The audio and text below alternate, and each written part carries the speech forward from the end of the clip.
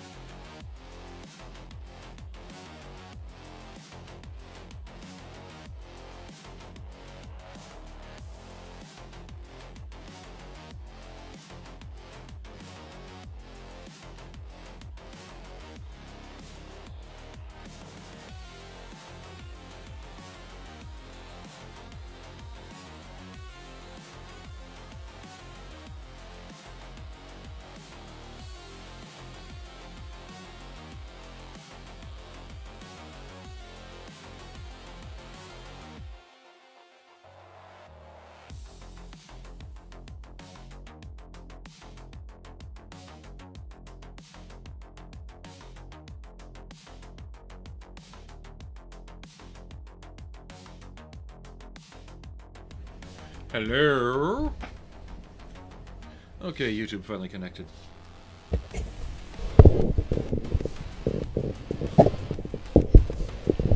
How is everybody this Friday?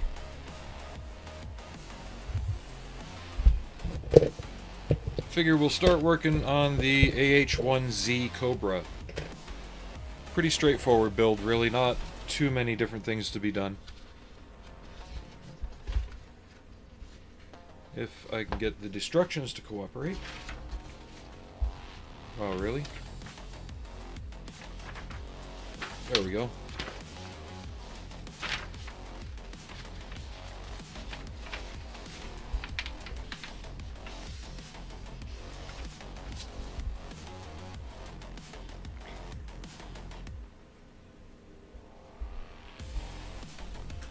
Alrighty.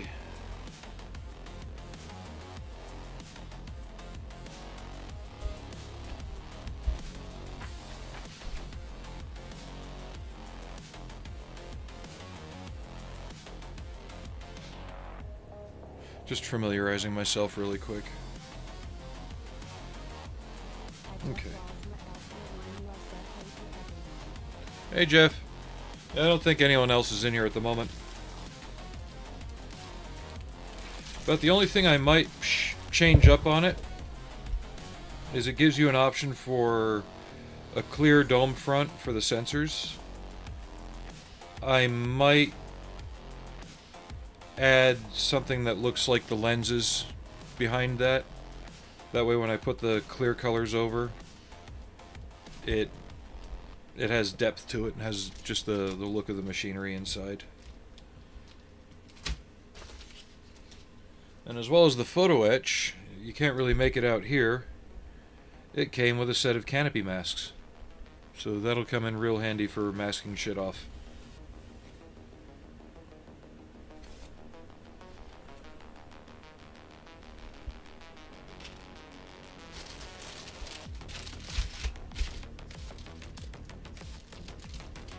Clear parts I leave sealed up until I absolutely need to open them.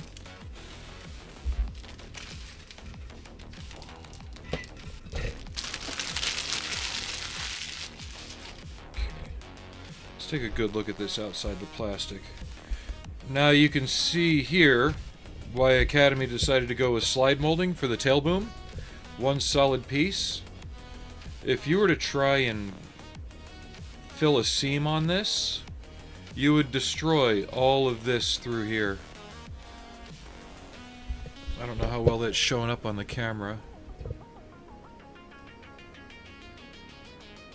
Come on. Really? I never did adjust this camera.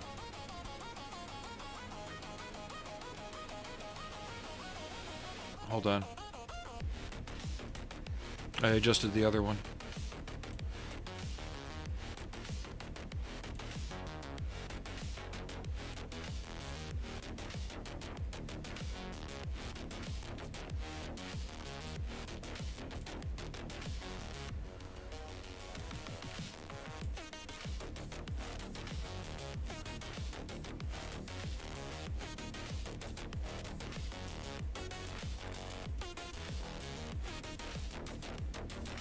Sorry, I'm just adjusting a couple of attributes for the camera. Wow, that just went crazy.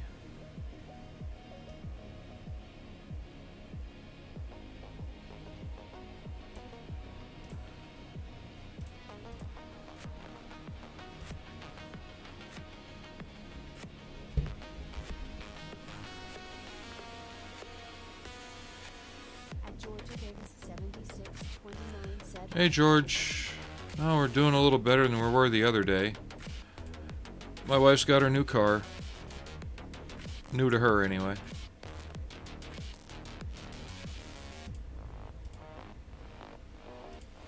Let's see if this helps at all. What the hell?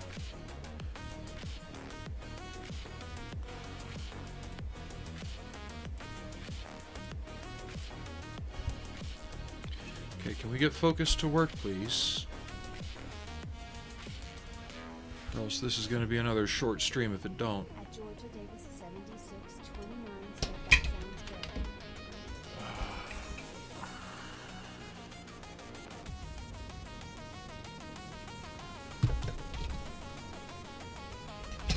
good. I don't like this.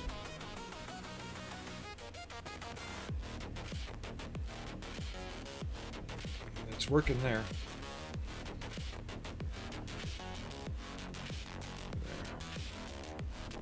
There we go.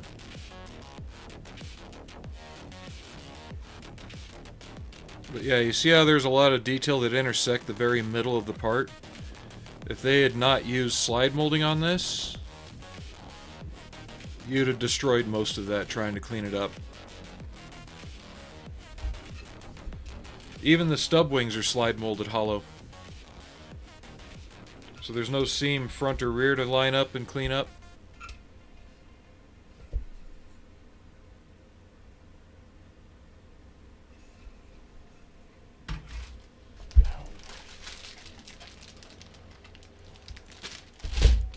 This feels like it could be a pretty good model.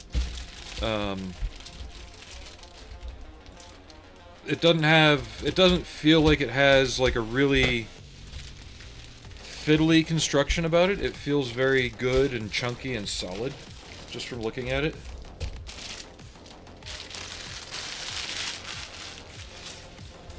And this is what I was getting at just a minute ago about the front sensor dome.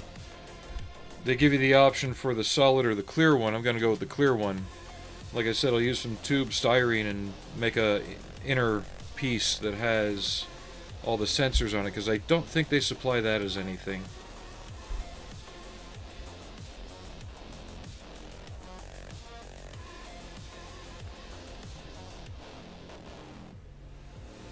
So we'll need this sprue for beginning. Rest of the body. Set that over here.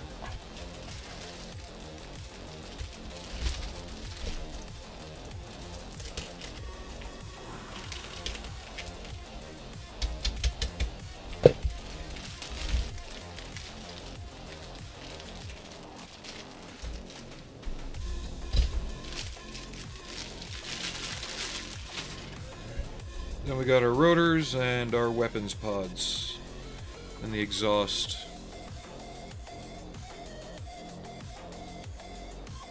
I don't know, I might go dual rocket pods on this simply because the Mavericks feel soft. I can't explain it any other way. The AGM-65s feel very not sharp. Come on, focus. You're screwing me again. There.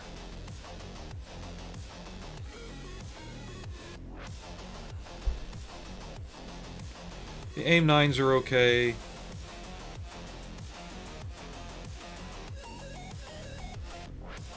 Yeah, we'll probably just run rocket pods. So I'll need that and that for the seat and some other bits. Let's start on the basic cockpit. C-13.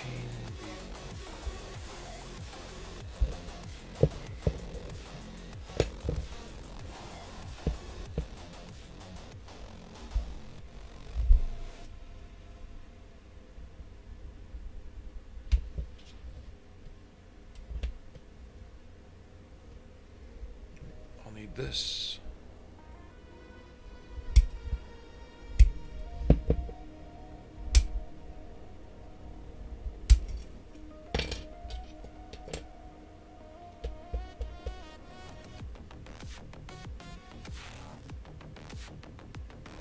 $40, $41, $31.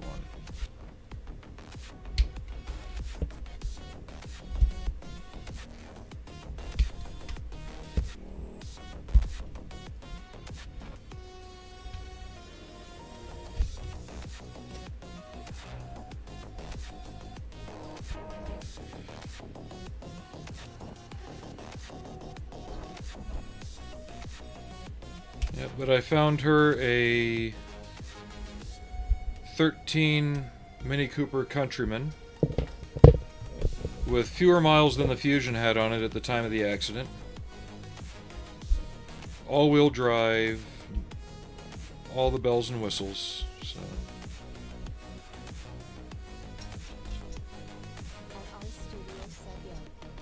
Hey Aries, how you doing?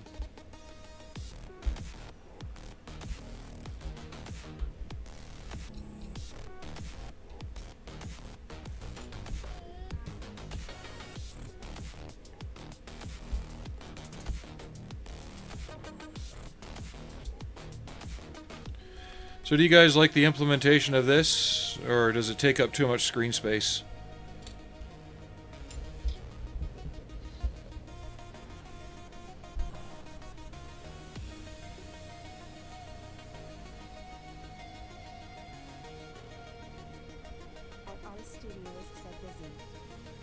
We're finally having a busy day at work, huh? That's good.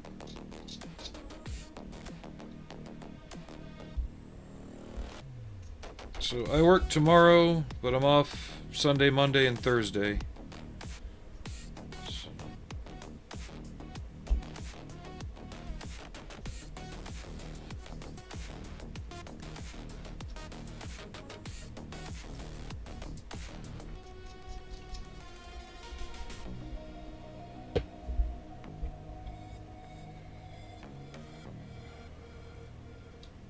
Okay, that goes in there.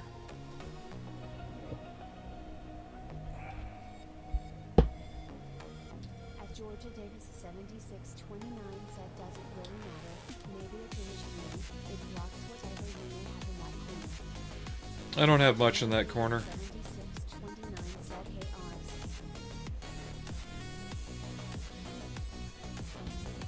At Oz Studios said, hi.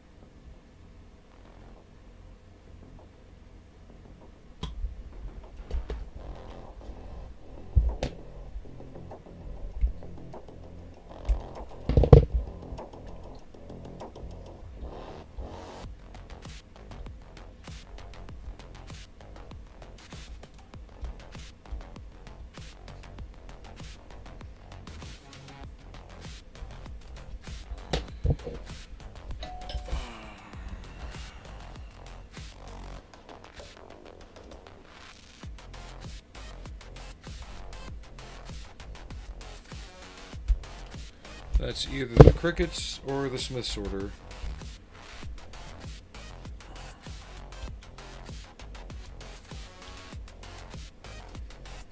Jen's got it. She's upstairs. I should probably go help, though. Give me a second. Be right back.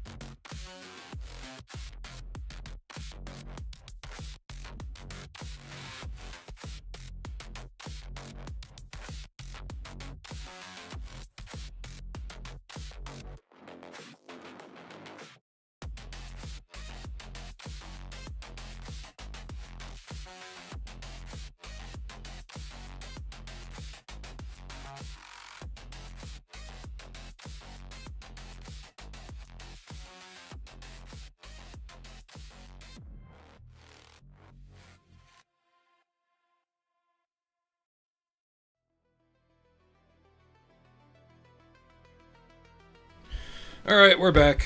I just had to help bring in the groceries. So this will go here. Yeah, like I said, just pretty good, thick construction. Let's build this back wall.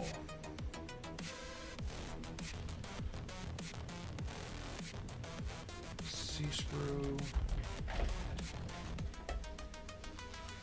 I need D10.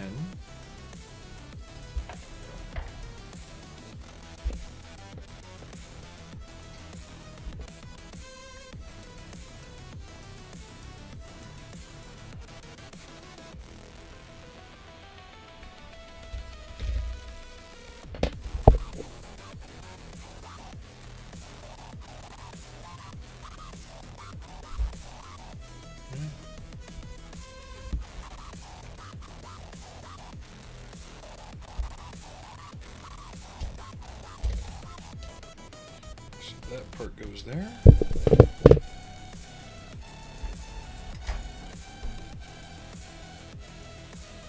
C33 and 43.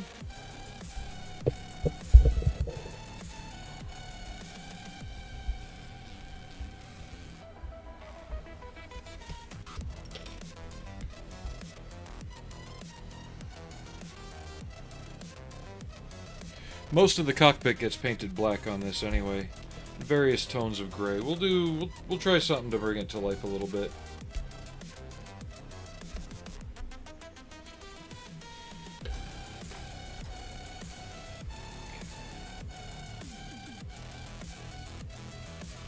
B4 and A10.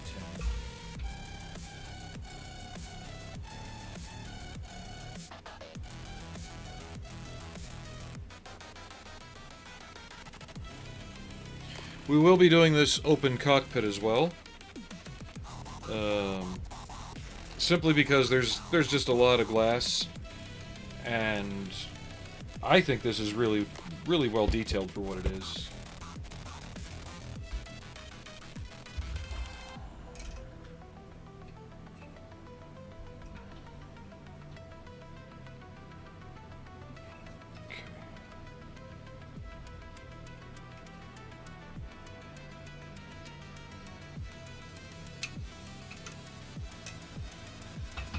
Alright, now we got all the parts for one piece of this.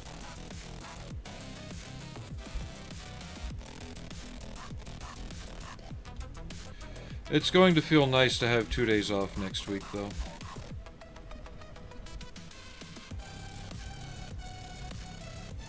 Or 3 days total, but 2 days in a row. I honestly need the rest.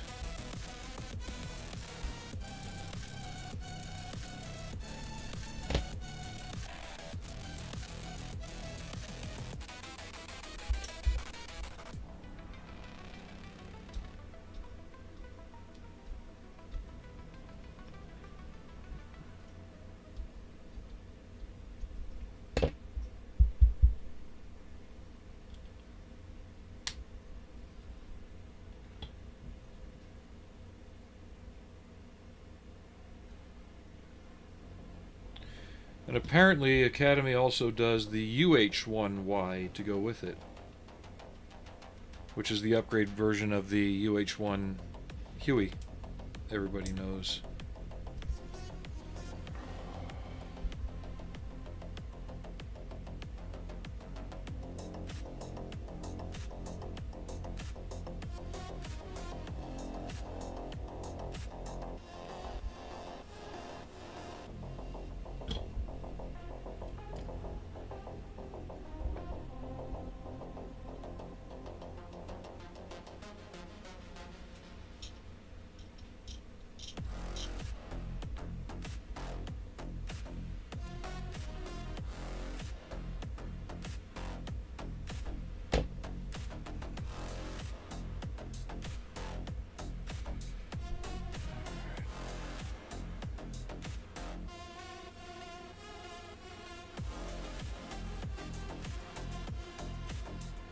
Looks like this goes there. Yep.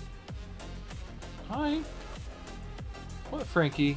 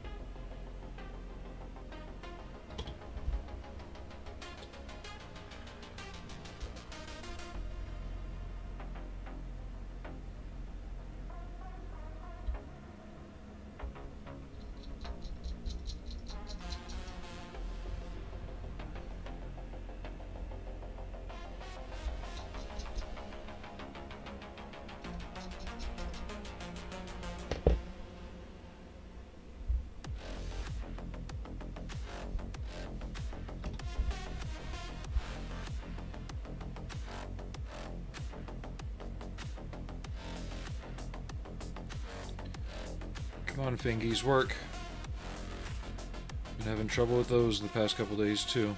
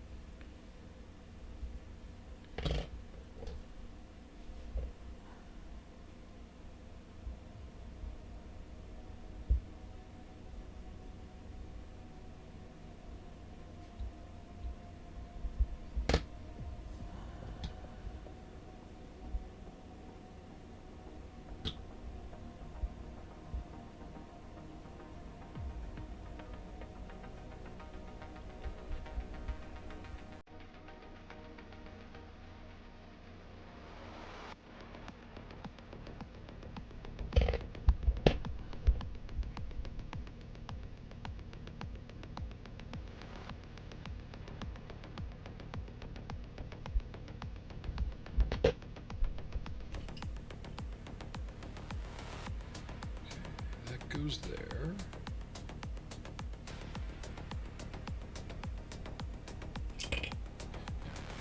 I hadn't glued that in for a reason.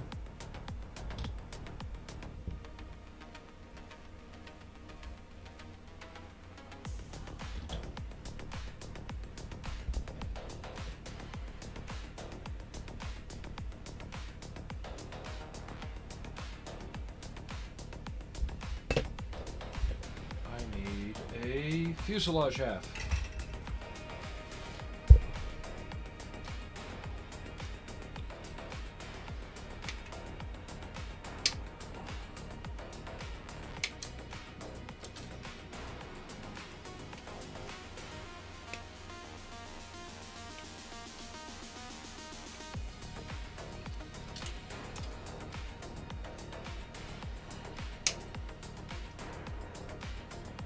But here's a good question. After I do this, do I find one of the older Revell or Tamiya Academy kits of the original AH1 Cobra from like Vietnam into the 80s, just to see how this thing changed. Because this is to the Cobra what the CH-53E Sea Stallion is to the CH-53 family.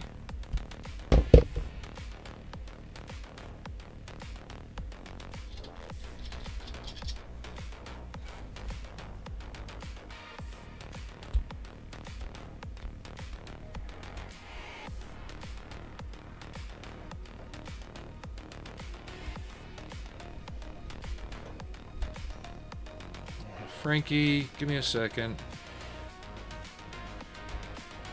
So Frankie has his favorite toys. They're little puffy balls with like glittery tendrils on them. When he wants to play fetch, he brings them to me and then rubs up against my leg. He's brought both of them to me. Okay, buddy. These are his favorite toys. Ready? Go! And he'll bring that right back and put it down at my foot.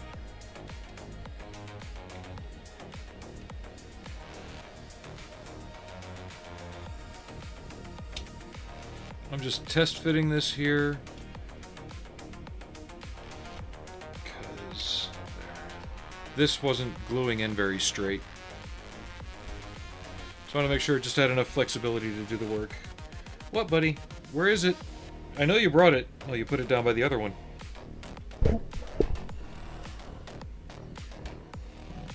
Yeah, that's a well-used one. That's a new one. Go!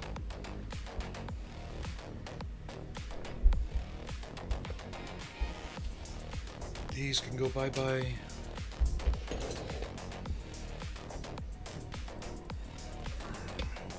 D-sprues.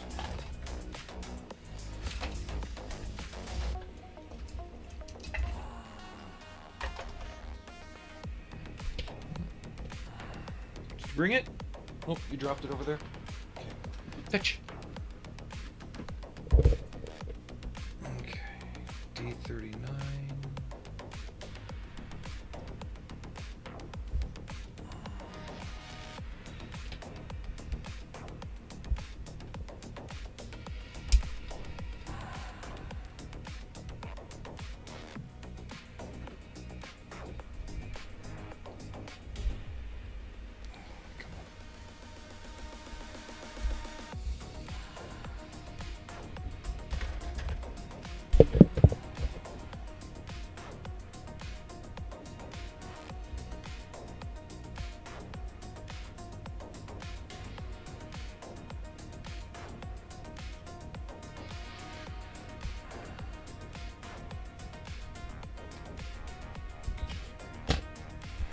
Where are you supposed to glue?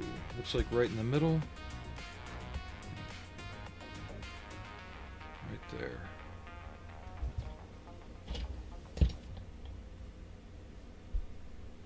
Okay, I see now.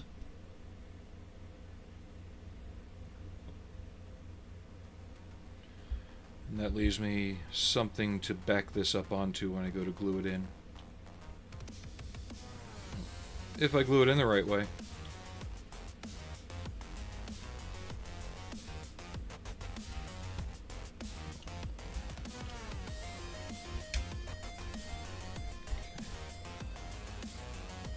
Yeah, I'll leave that separate for now though. I want to be able to paint the whole thing. From what I can tell, looking at real pictures, the whole cockpit's black with maybe some accents here and there.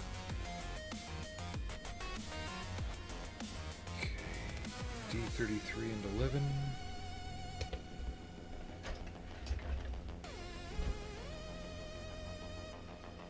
And then the same pieces for the lower, or the front.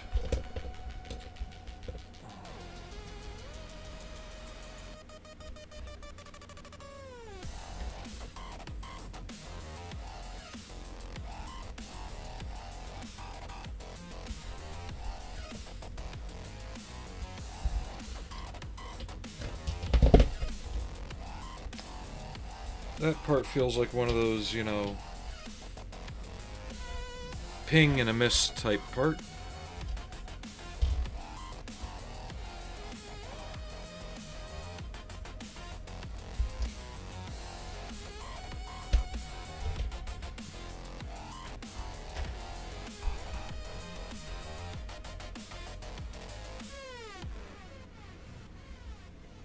I do have to say it feels like Academy's really upped their game in some of their latest releases.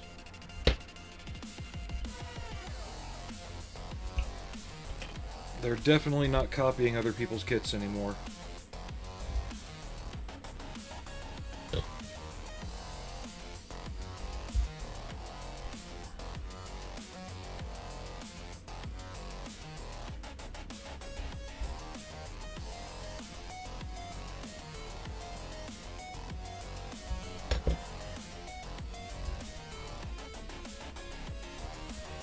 Wipe off as much of the glue as possible. Let's get the excess smoothed out.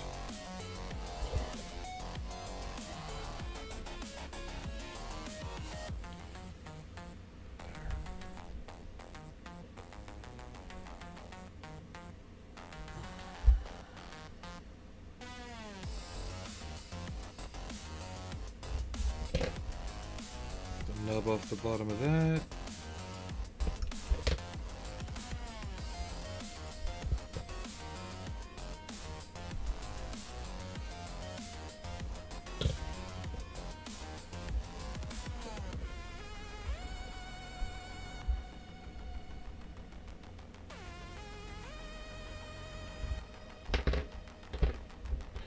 Wow, my fingers really do not want to work too well today.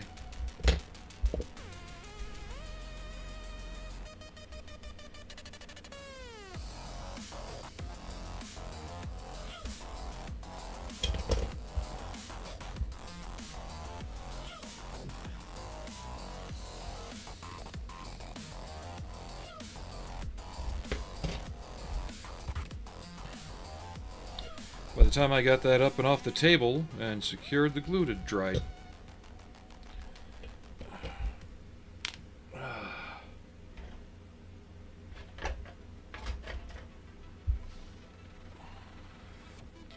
Okay, let's get those three same parts, put them in the front, then we'll assemble the seats.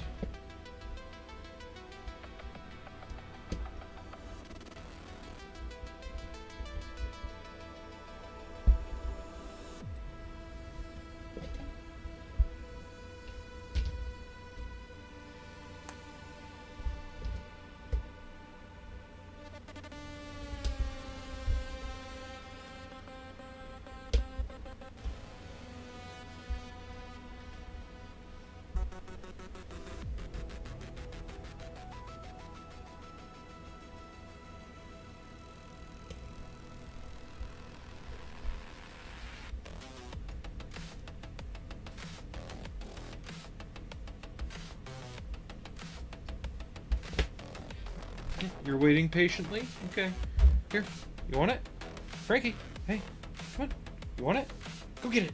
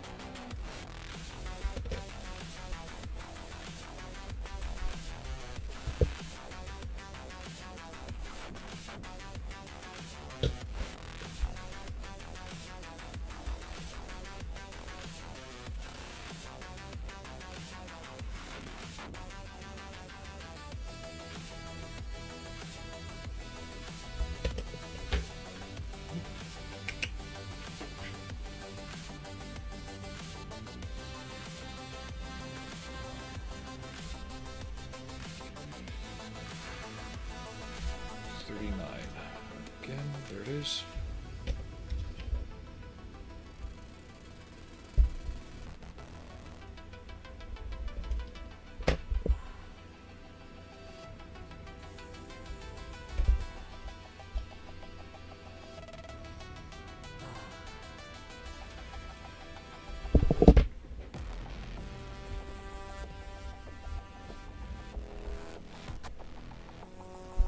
Give me a second, bud. I'm in the middle of something.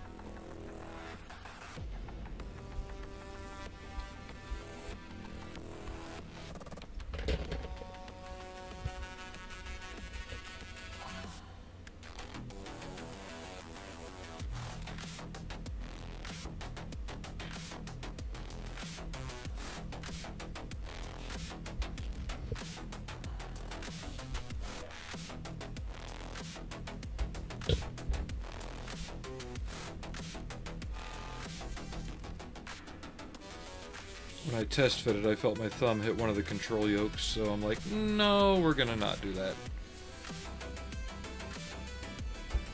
With how fumbly I am today, nah.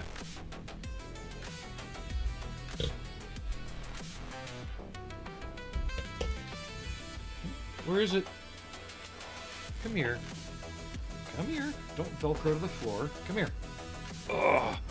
This is the big boy playing fetch. Ugh. Yeah. Hi. I know you just want to run around. Yeah. Boop. Down you go. Go.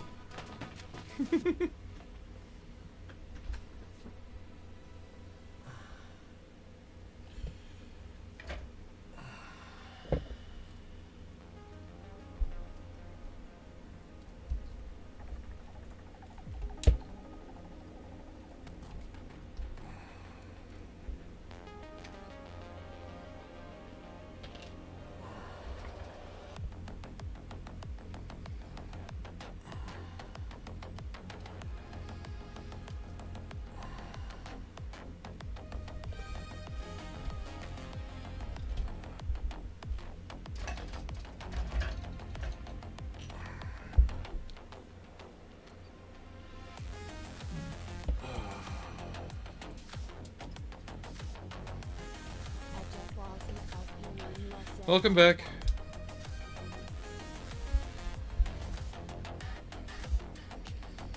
We're still building the cockpit and playing fetch with a cat.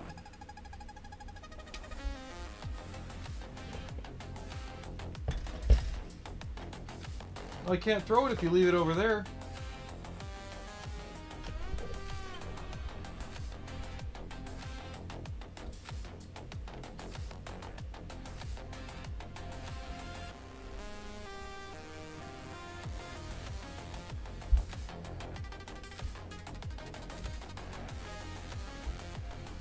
Ejector pin mark.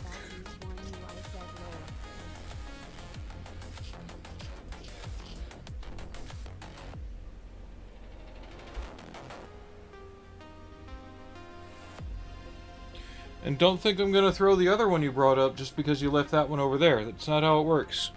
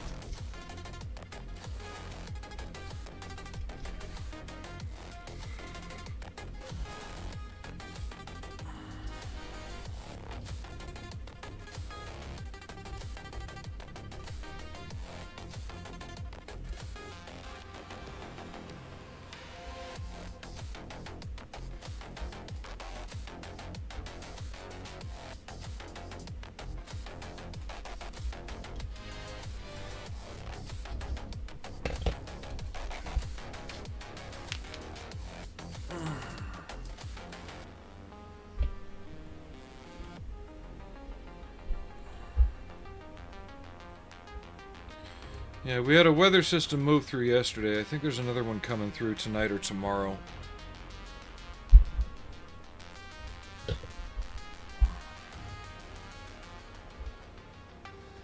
I like that these these seats fit very squarely, so I don't have to play guesswork on is it upright too much or down too far.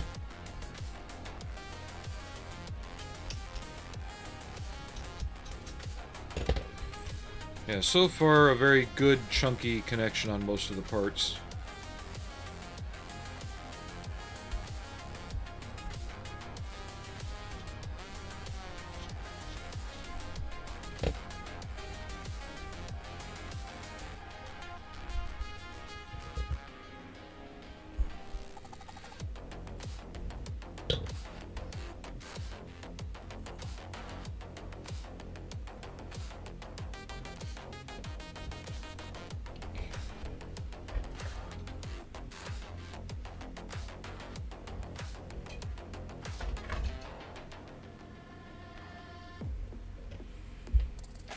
Those circuit breakers are going to be fun to paint.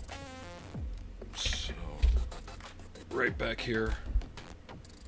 That's all circuit breaker panels.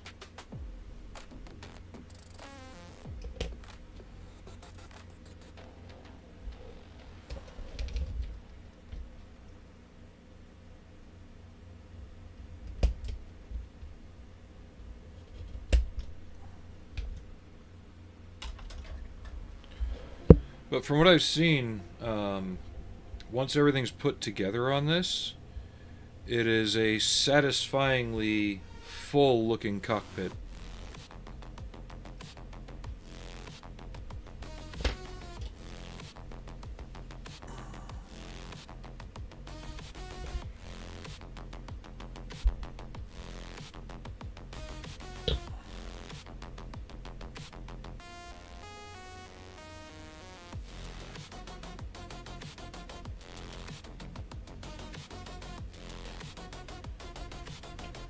I need a drink.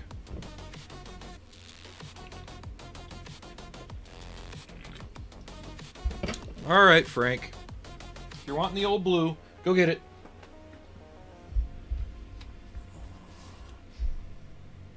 Another thing I want to see, it looks like I'll be able to because the armor panels glue on the outsides here. So yeah, I'll be able to leave the seats out.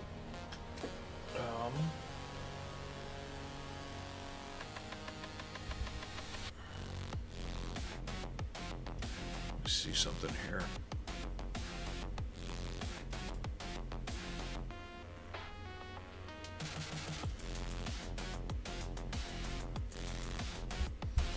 I'll have to get some clearer pictures of it. We might be throwing some masking tape belts in there.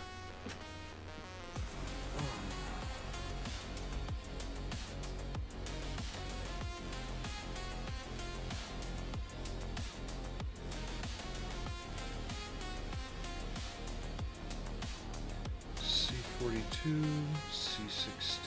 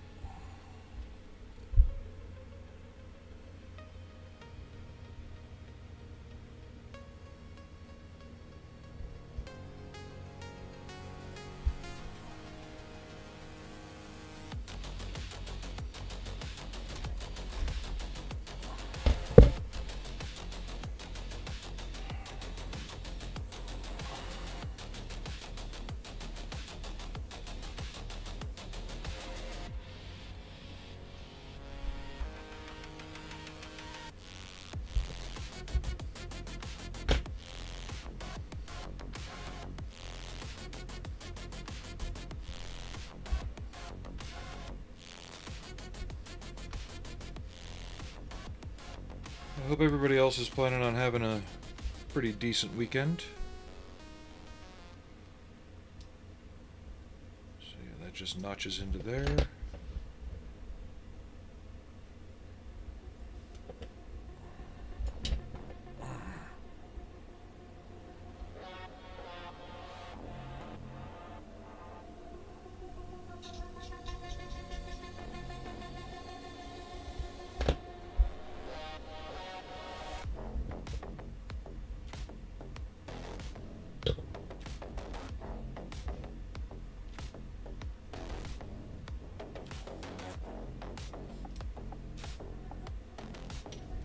Really?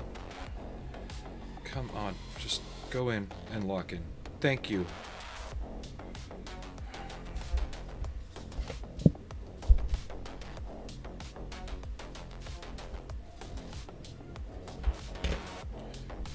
And this goes in there.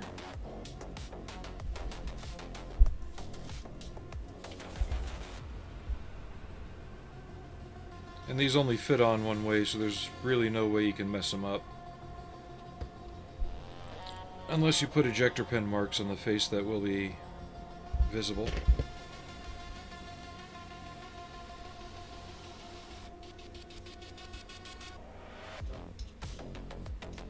I got the perfect fucking solution for that.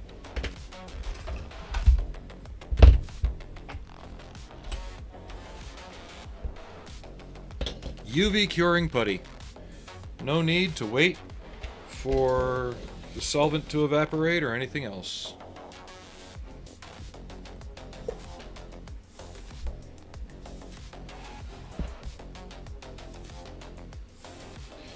Be warned, it dries very, very hard, so it might be a bit more effort to clean up after.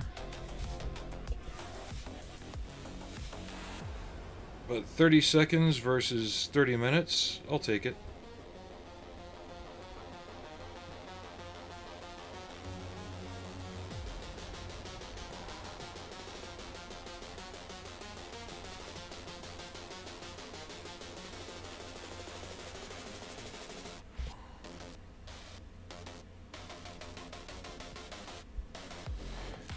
I don't know what color it looks like on the camera. It's purplish in tone right now.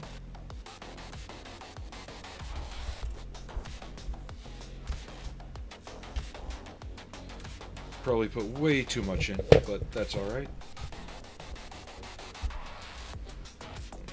Comes with this little UV light.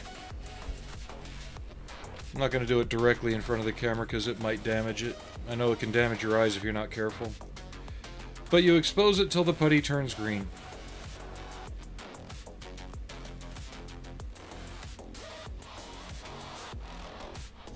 Like that. Probably give it a little bit more just to be sure.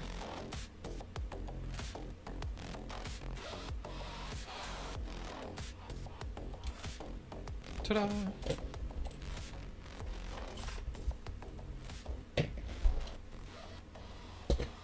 And the other cool thing is, as long as I don't expose it to too intense a light in the room, I can leave that blob on there for the rest of this build, take care of any other ejector pin marks I find, and fill them too,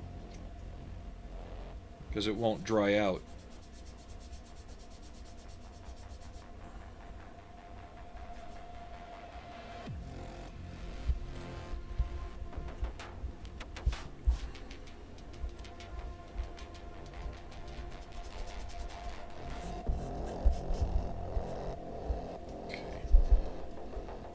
I need a file. My hands are not wanting to work today. I'm doing the best I can, guys.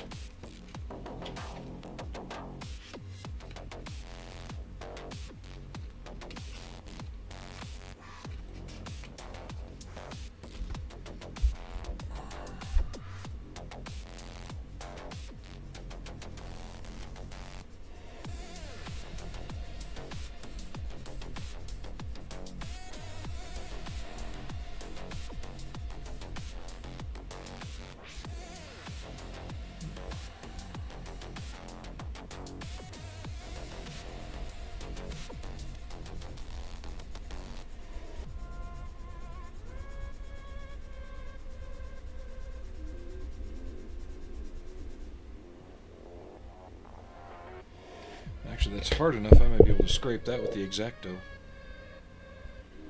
Level it out.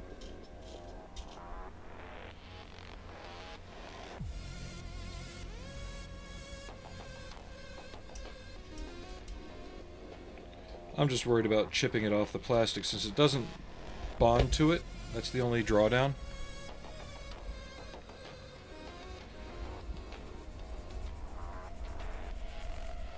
That or my file just needs a little extra cleaning. Attention. I can feel it biting now.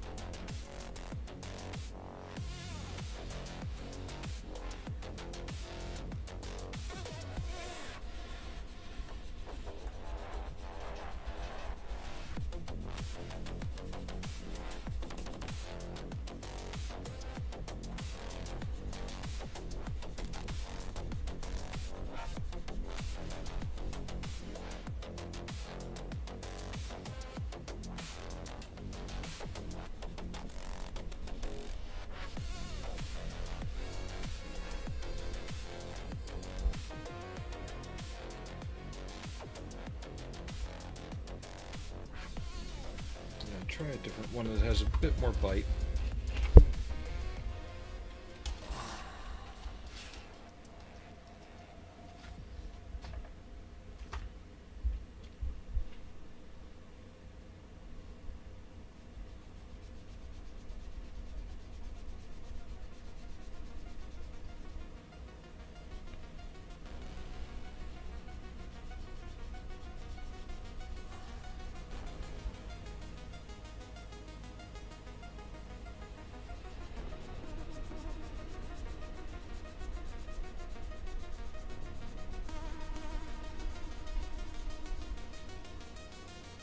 There we go.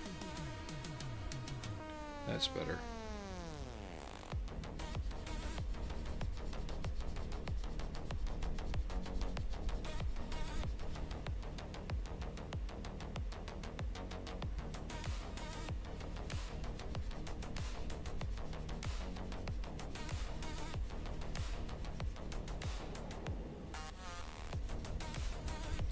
I'm still learning the pros and cons of this putty too, by the way, so.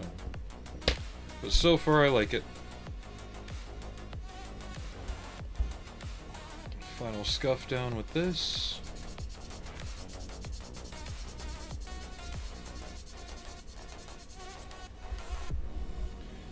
Better than 4 rings. Now if I don't go jamming my thumb on that again.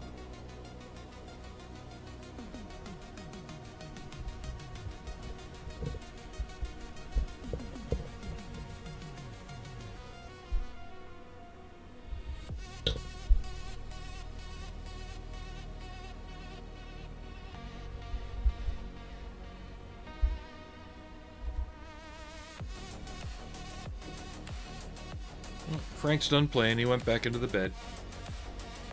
Or the donut, I should say. He's been sharing that with Allie.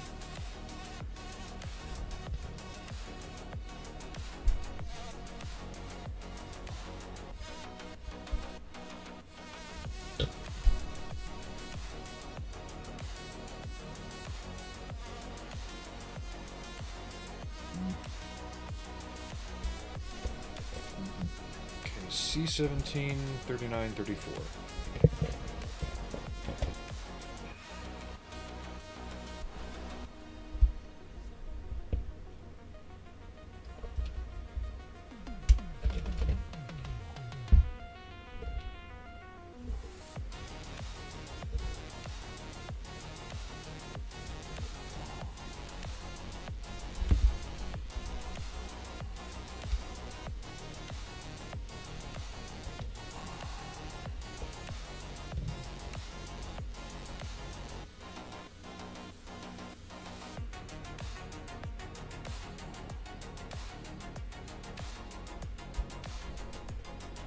There it is.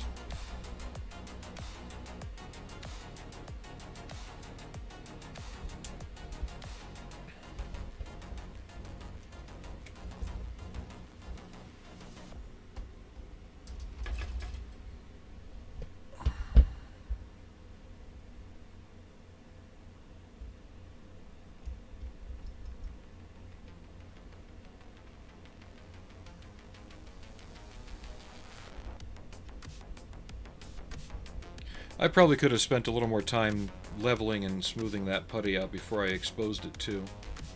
which would have saved me a lot of headache there.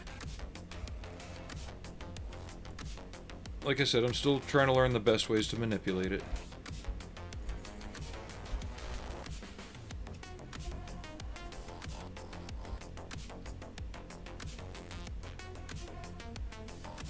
And looks like we got another opportunity because we have 7 sink marks on here. We got one there, there.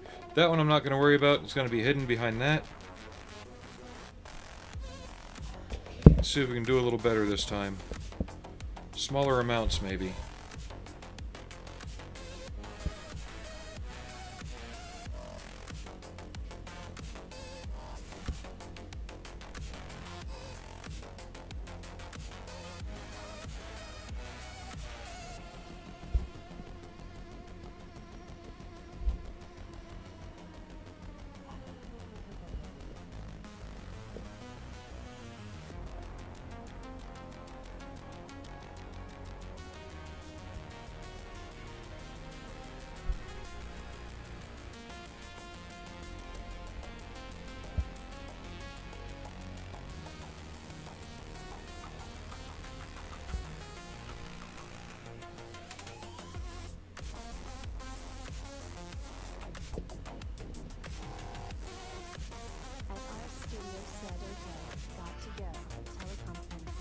Have fun.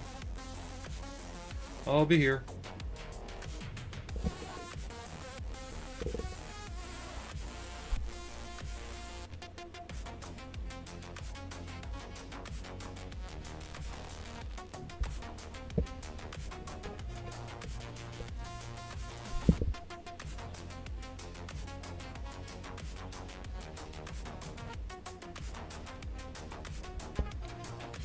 And this stuff's got like a medium viscosity. It's not thick like a spot and glazing putty. So it's not like Tamiya Gray or the Bondo Red. It's a little more runny.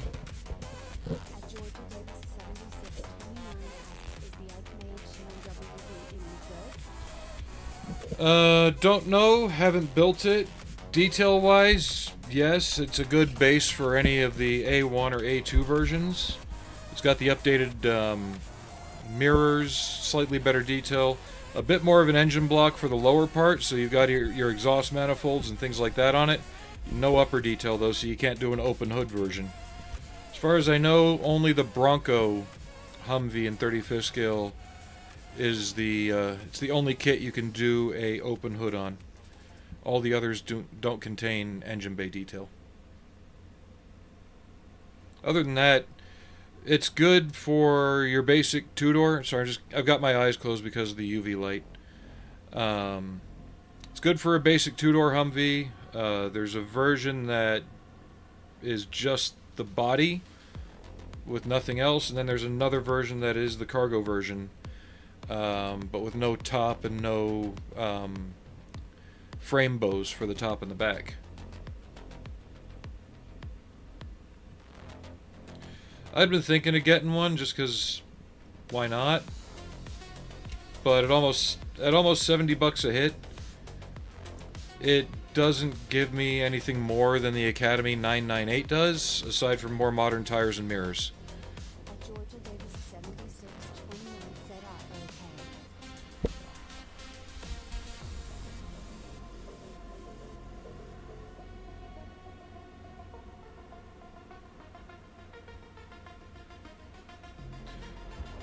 All the reviews I've seen aren't bad, but I've not built it myself.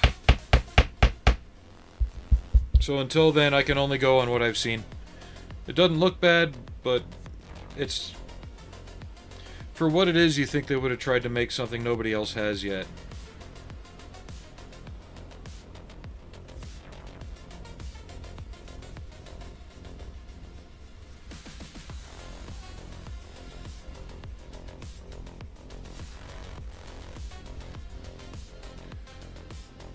Or maybe they had plans to, but a couple weeks back, the ICM production facility in Ukraine got hit. Half the building is gone.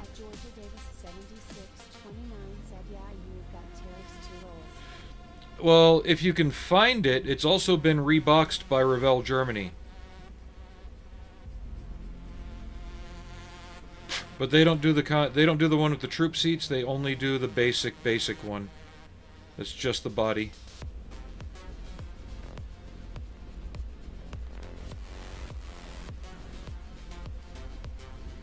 But you got to be careful there because Revell Germany also repopped or re-released the Italeri kit. So look at parts before you buy if possible.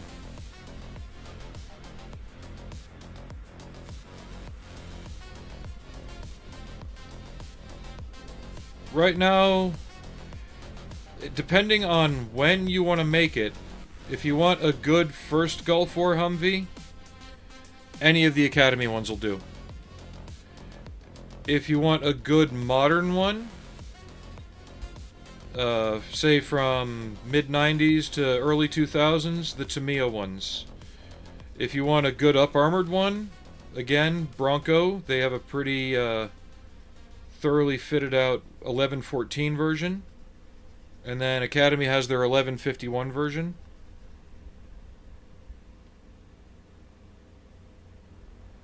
Both have plastic multi-piece tires.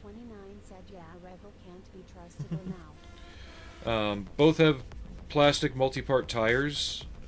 They took different approaches to how to recreate them. They're not terrible. They're more usable than the Italeri tires. Put it that way. And then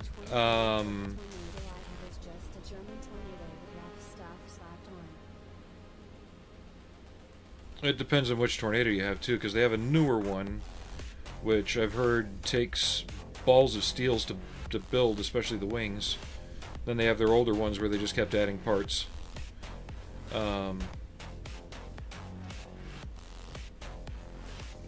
But yeah, depending on what generation Humvee you want, depends on which one you want to buy.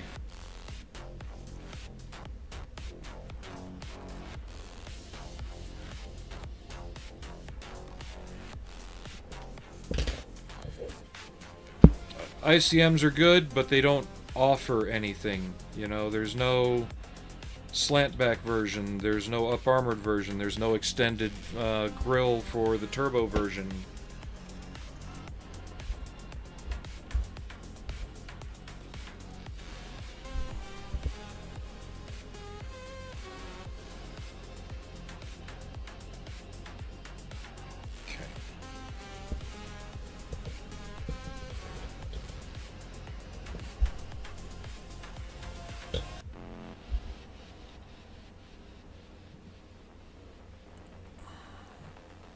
And Revell Germany isn't the only company that reboxes people's stuff. Tamiya, their 72nd skill, I think it's AH1Z, is the Italeri kit.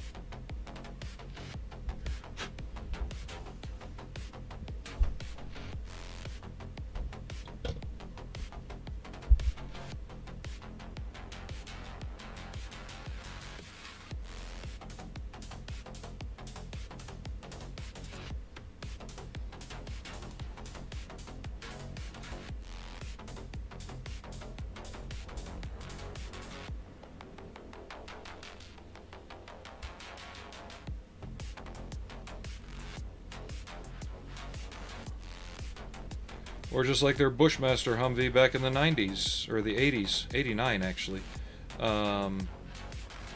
It's the Italeri kit with Tamiya tooled gun and top.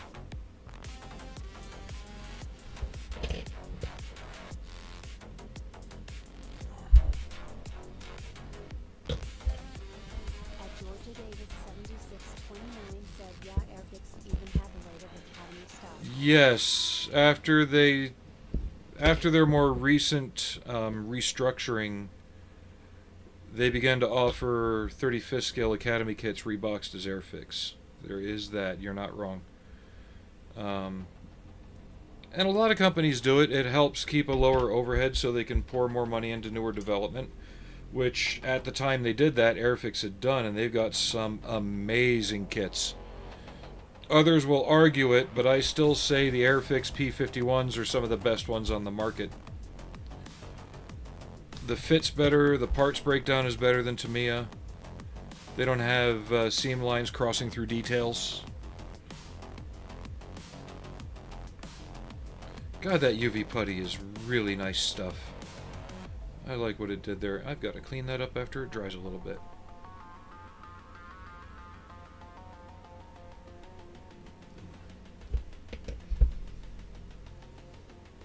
Charlie 67.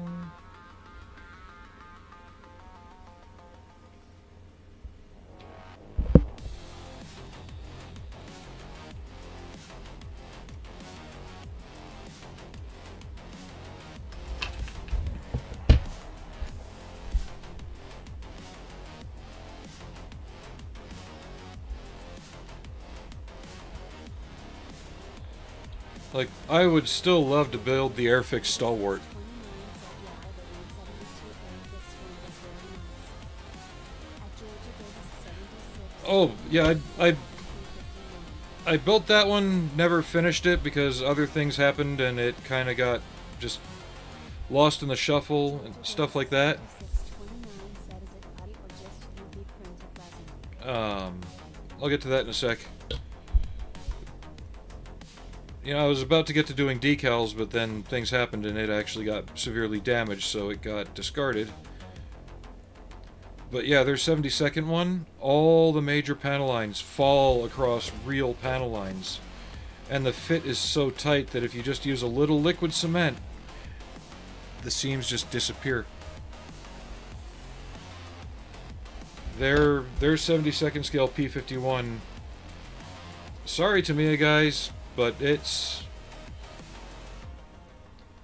worlds ahead of the Tamiya one.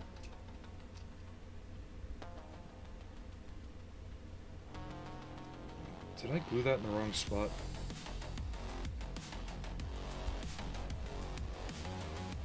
Or am I gonna have to... At Georgia Davis 7629 said, yeah, in the wake by sale and get a Stalwart to try and dub it in the oil spill cleanup vehicle. I just want a Stolly, you know? Let's take you off. I'm gonna have to glue the front seat in at least, but it shouldn't hold me up from what I want to do. How in the fuck?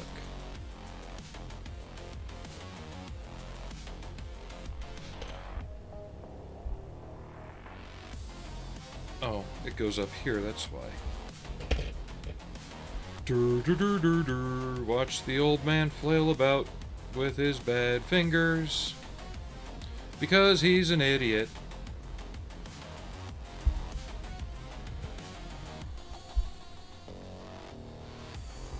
At Georgia Davis 7629 said, the Edward one I would say is better but is far less forgiving. Nope. The Edward one has issues. For straight out of the box, the Airfix one is king.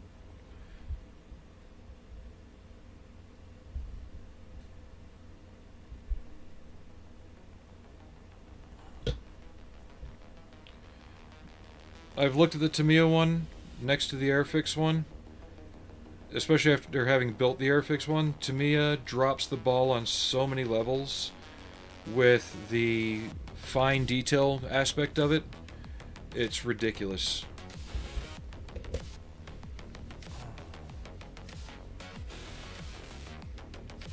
Oh, I've got to put 3 grams of weight in the nose. I'll show you my trick for doing weight as well when we get there.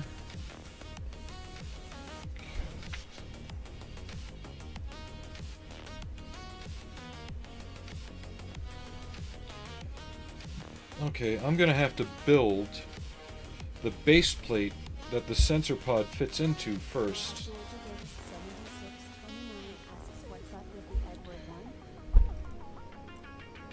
I'm trying to remember who made the actual molds. Edward is known for reusing other people's molds. I'd have to look it up, but it was either Italeri or Hasegawa.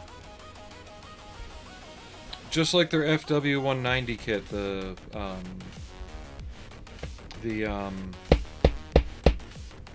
what's the one where you get the 2 in the box with the little piece of wreckage?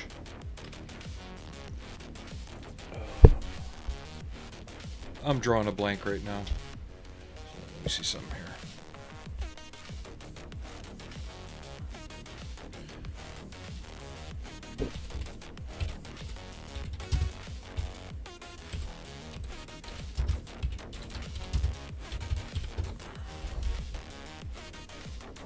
Are you talking about the Edward 72nd scale or 48 scale one?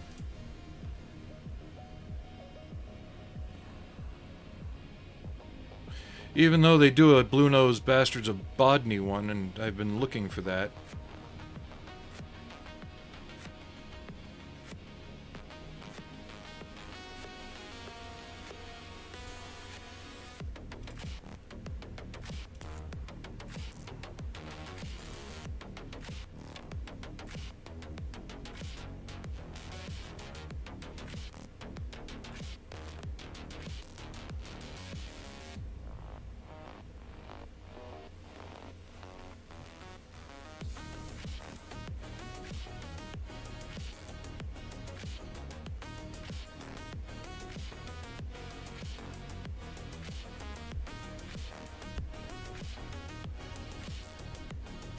Yeah, I'd need to be able to see the parts. 7629 said the 72nd for me. Yeah, I'd have to see parts.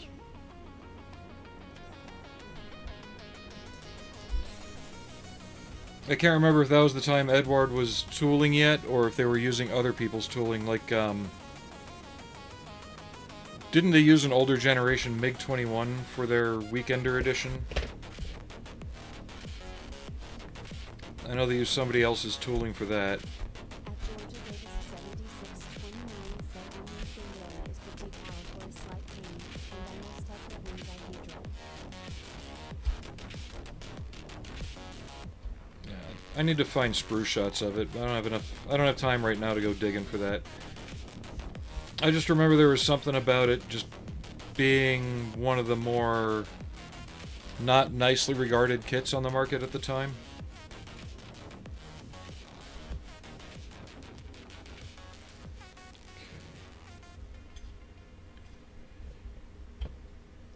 Alright, there's that.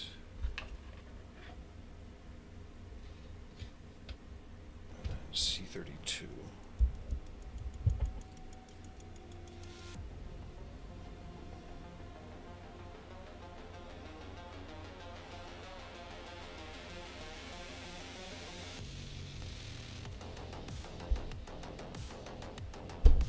Wow, am I just being a complete moron today?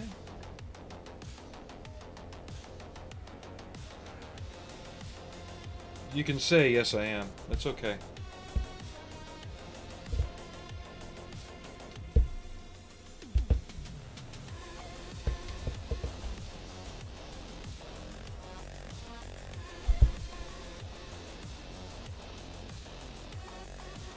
I still have to finish up a, one of their gold class 190s.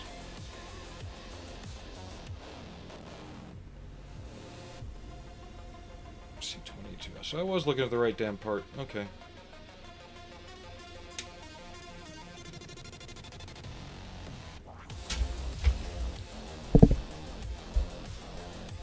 Because I was doing one all opened up, and then I was going to do the other one more closed up, but with the cockpit and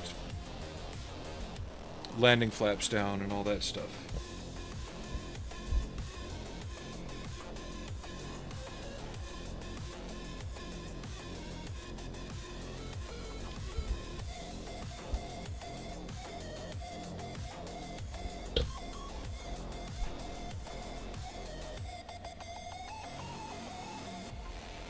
At Georgia Davis 7629 said big warm up for when I watch War Duck later.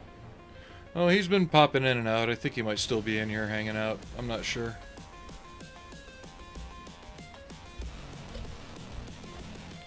He likes to lurk.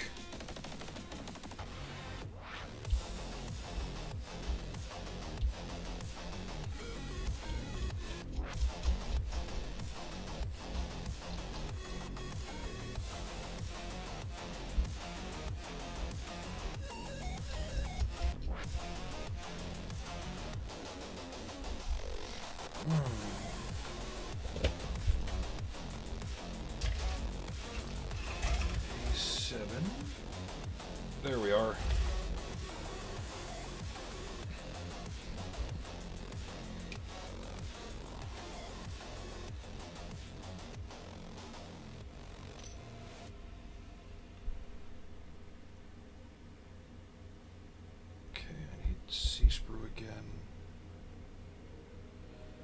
And then, yeah, I need to build the base plate for our little sensor ball thing and sandwich it in the nose. I don't want to have the actual ball in yet, because like I said, I wanted to take time and make something that looked like the lens assembly for inside it.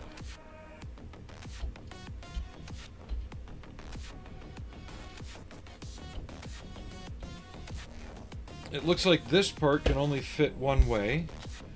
It's a grill that fits in here, but you'll notice the curves on it go towards the rear and it's thinner on the bottom, so I'm guessing it would go just like that. And then that way you'd see the detail back here.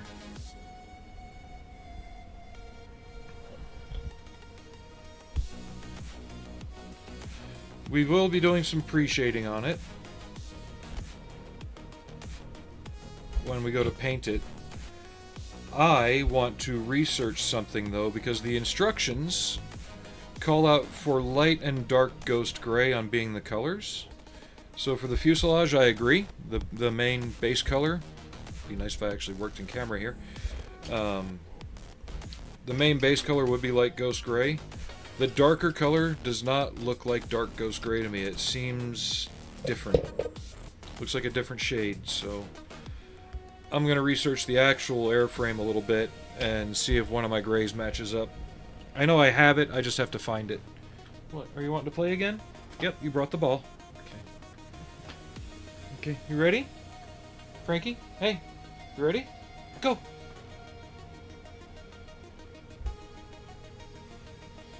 .24 and 45.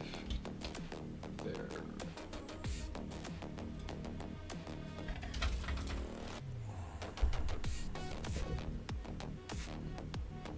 And we'll get this part so we can glue that in up top.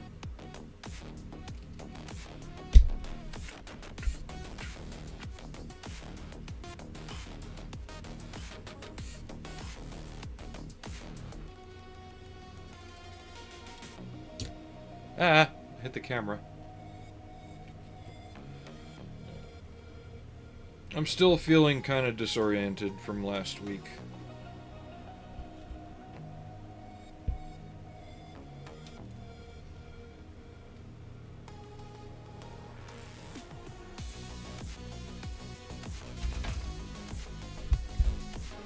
What, did you bring it? Where is it? Oh, you left it under my chair. Okay, you ready? Go get it!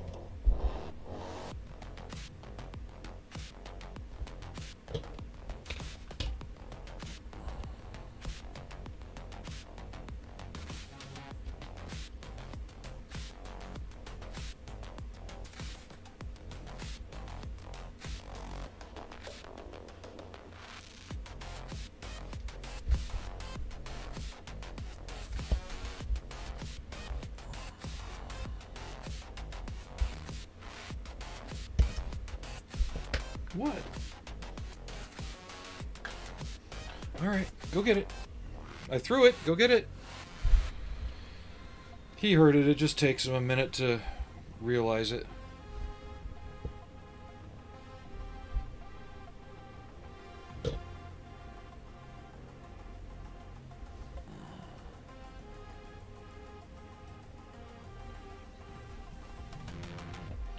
Now that lines up with something in here.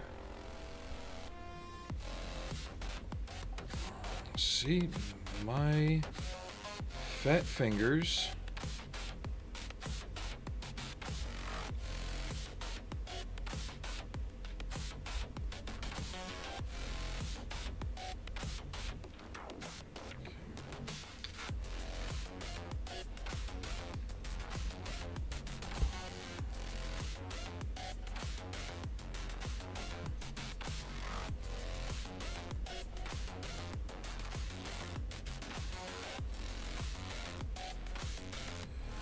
Come on, you.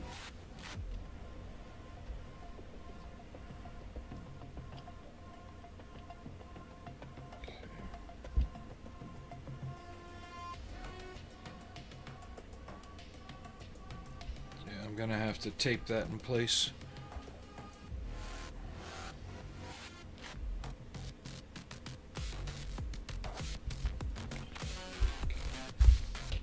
We'll be shooting some paint here shortly.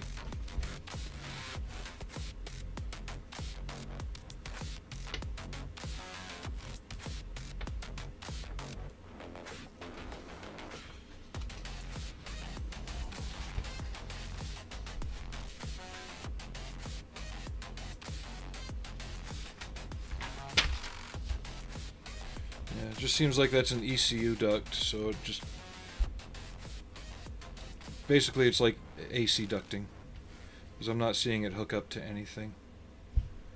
We've got a good picture of that area of the cockpit here.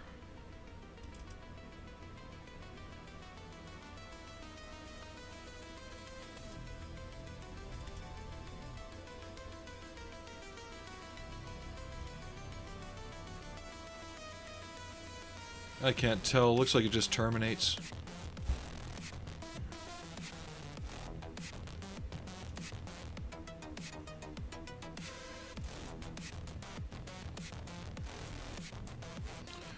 Oh, are we having trouble? We're green now, but it looks like we were red and yellow for a little while.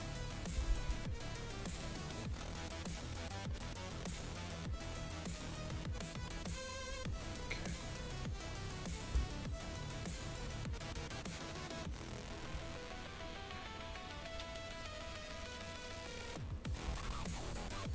All right. So that's that. That's that.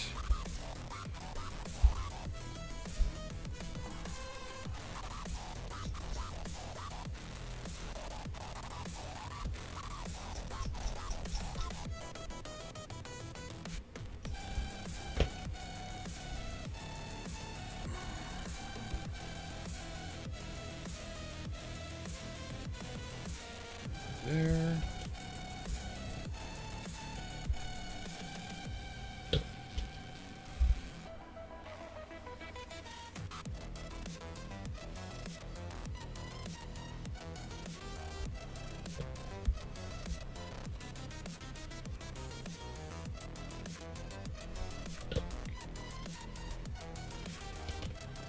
Gonna get the other fuselage half prepped so I can make sure that everything is hunky-dory.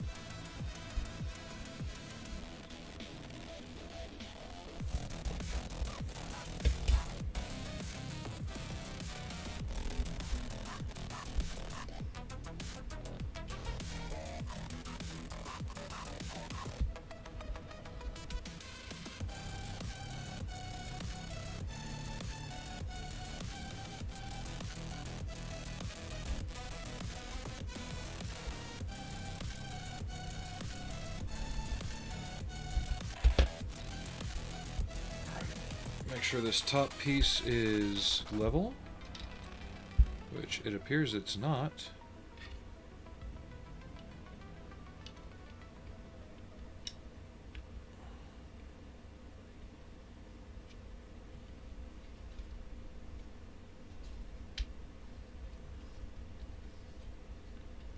Yeah, there we go.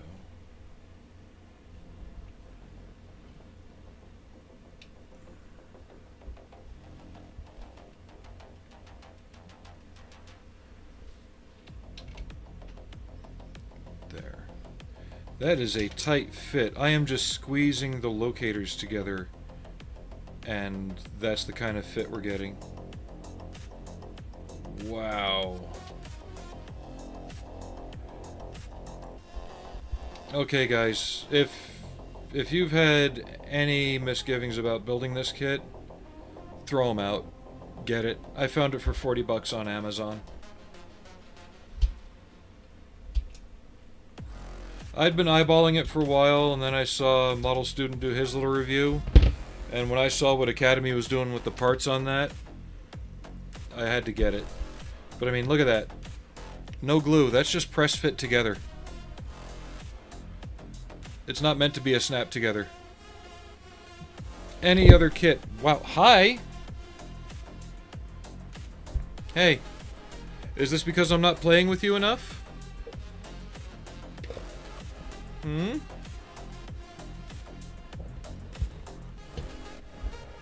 Come here. What? What do you want? You... Go!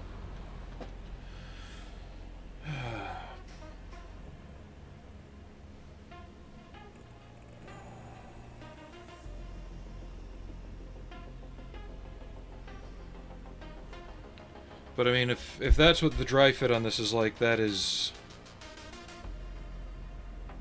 nice. So get thee to Amazon and buy the kit. It's worth it. It doesn't have all the bells and whistles like the old the older 35th scale kit. I think of the either the G or the W, where it had the gun bay and the exposable engine. I can't remember who made that one. It may have been Academy. I just remember it being under the MRC label at Toys R Us.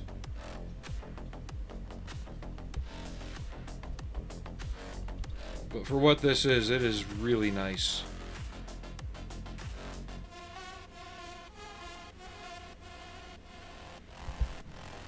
Okay, I gotta turn this heater off. It's cooking my leg. What? You're just trouble today, you know that? There. You knocked over the garbage can. Great.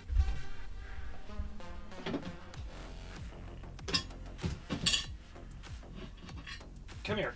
There. Get up. Get up. Ow.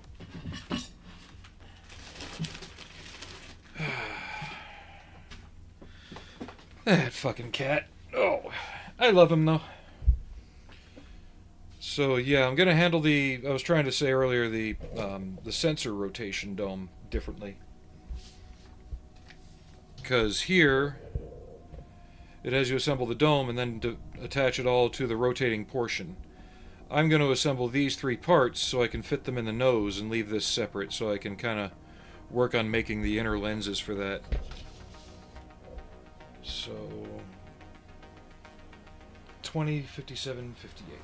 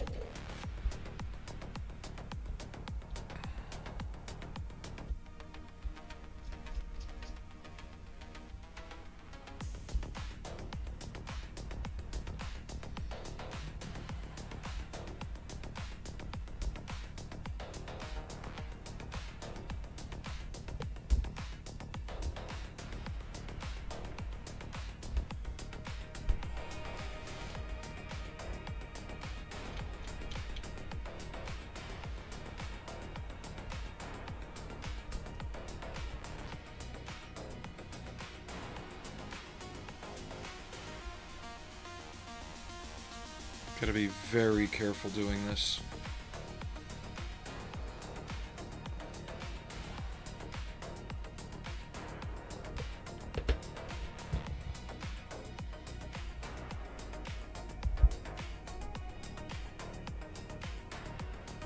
I just need enough glue that it contacts these two parts, not so much that it squishes up.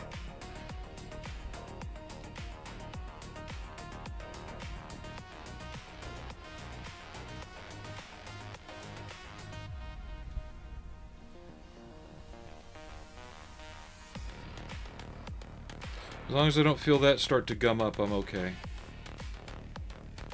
I think we're okay.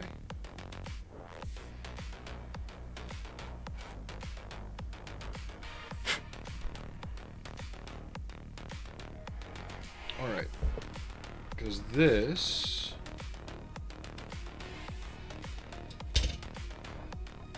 goes in here, right there.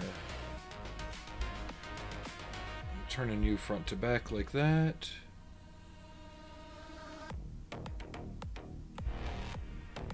Okay. And we're gonna deal with this too.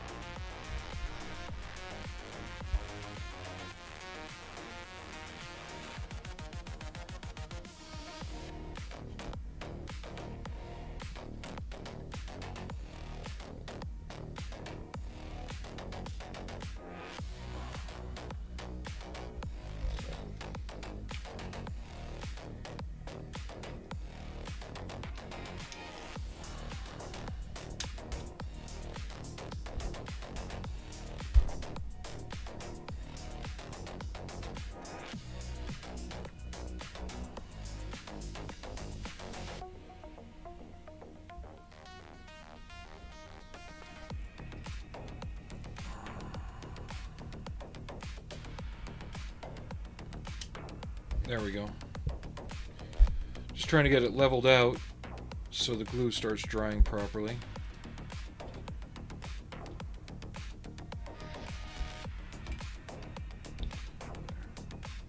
Let me just pop this together.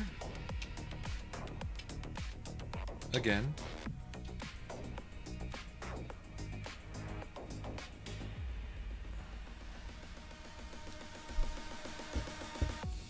And we'll start shooting the black paint because I can still shoot it where I need it here while that's together.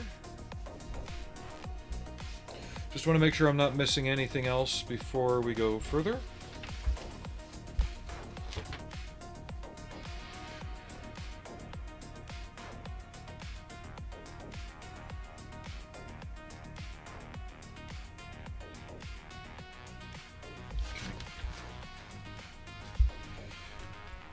We'll have the intake fans to deal with. I'll probably shoot those black as well and dry brush steel onto the compressor blade faces.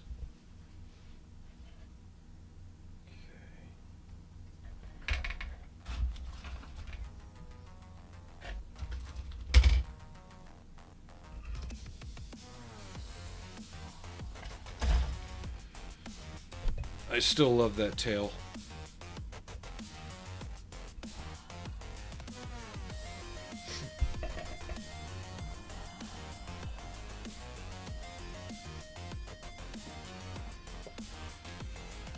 Actually, I'm overdue for a move around break, so I'll be right back in a moment.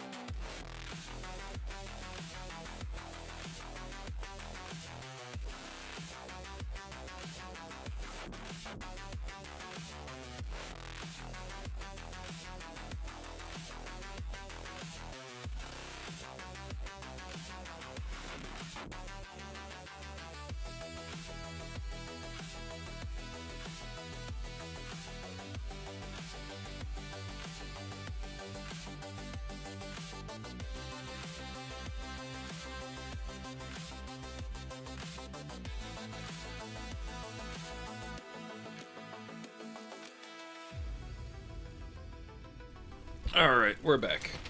I grabbed myself a snack while I was up. Some dill pickle flavored chips.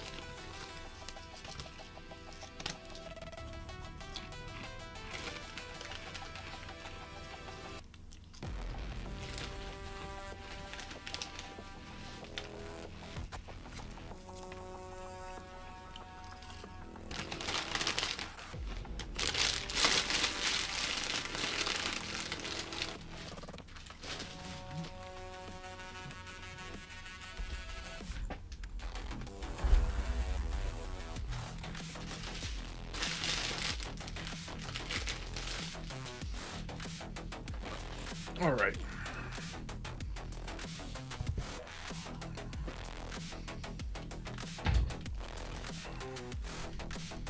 So I never like going with pure black because I like to use a black wash as an accent for shadows. So I'm going with black gray. It's a bit darker than RLM 66.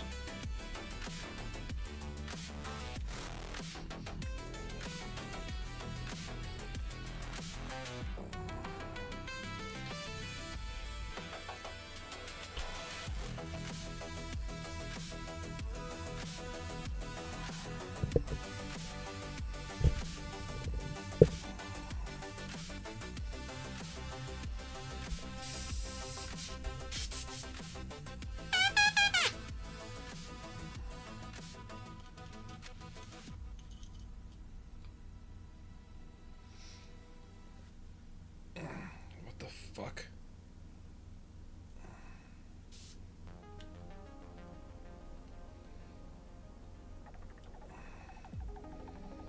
Oh, this ain't right.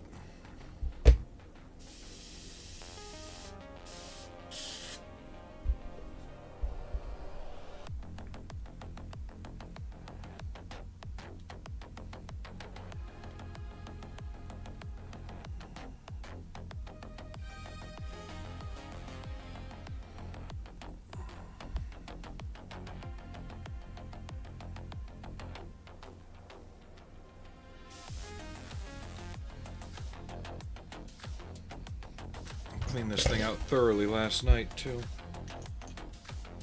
Oh well. We're not trying to do anything fine detailed. At Georgia Davis 7629 said 50-50 pure black to native black is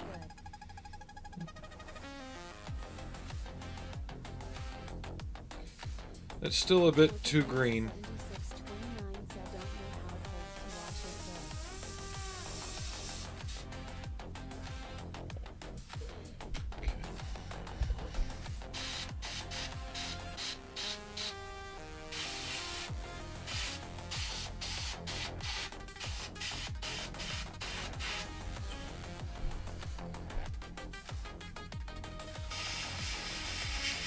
And that's the main thing. If there's anything like black knobs and dials and hoses and things like that, I like for them to be able to stand out more, whereas straight black kind of stops you dead in your tracks.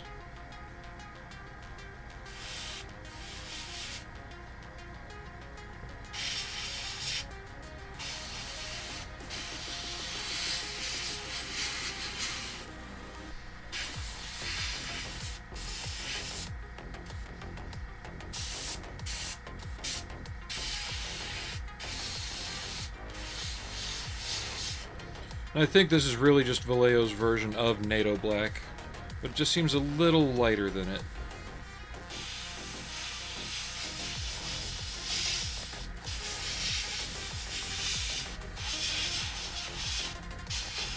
But then again, Vallejo NATO Green, it works, but it's still too rich, too vibrant, too much emerald in it.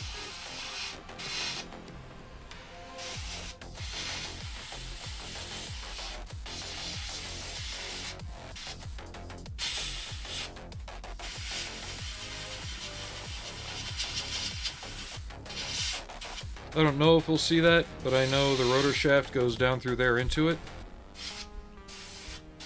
So I am taking no chances.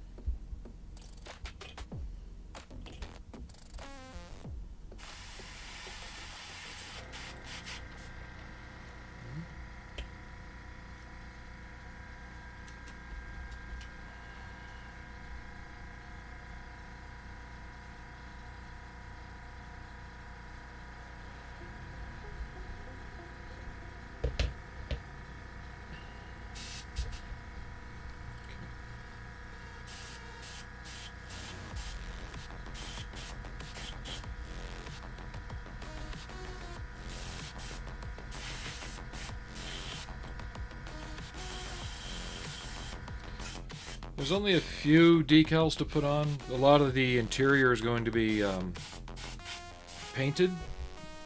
They give you two bright green screens to put onto the MFDs.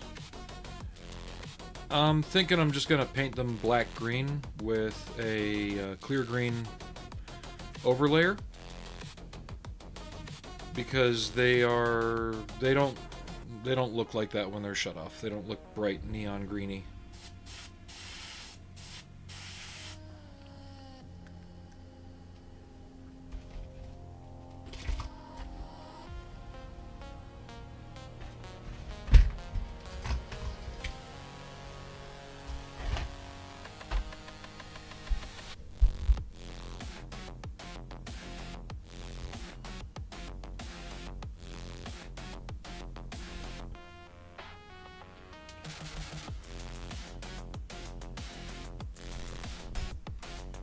About to say, come on, you glorified Atari display cabinet, stand up.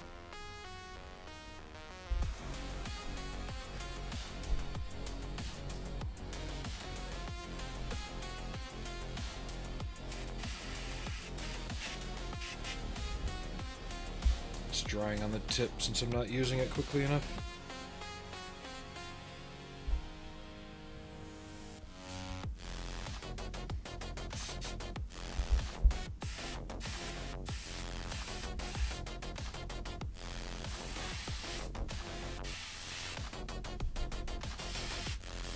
The seat cushions are also a black material. I am probably just going to paint them with basalt gray, which is, again, a dark, more gunship gray type color. Just trying to add a little life to them.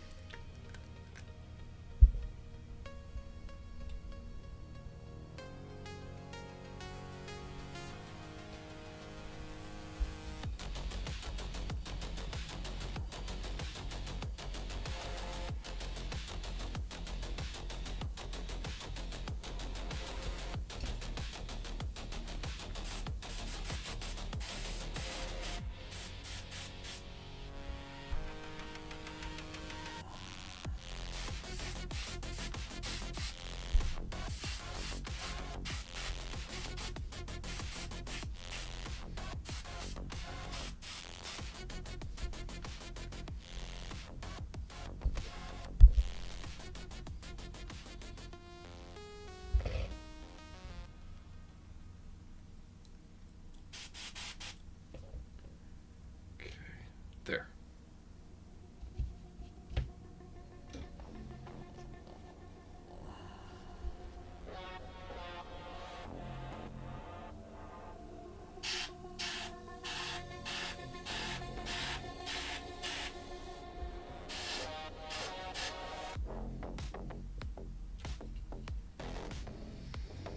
At Georgia Davis 7629 said such an odd rock to name a color after.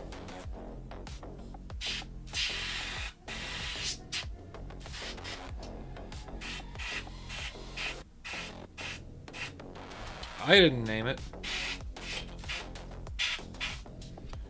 What the hell is a phthalo and why is it green?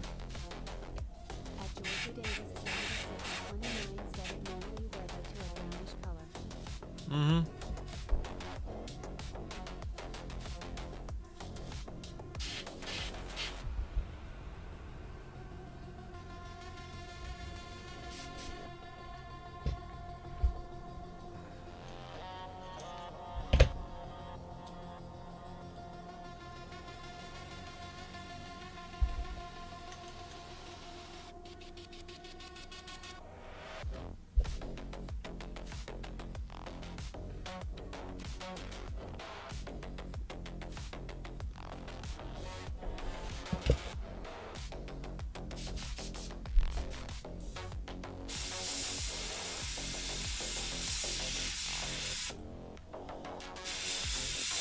Frank, are you back for more fetch? Oh, it's Arnie. The old man has joined us.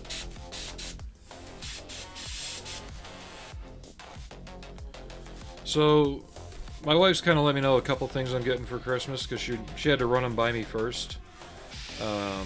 One is a 16th scale German tank crew with a cat. I think I'm going to immortalize Arnie with that. Because this might be his last Christmas with us.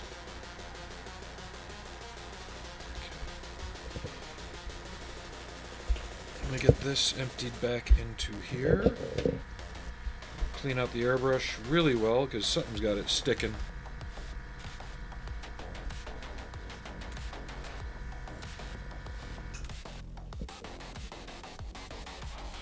I went through it the other night and gave it a real good scrub out too. Oh well.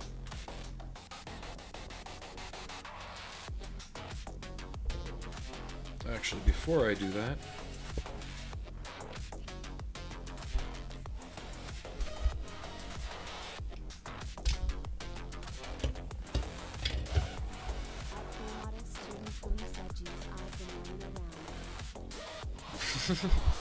only half of it.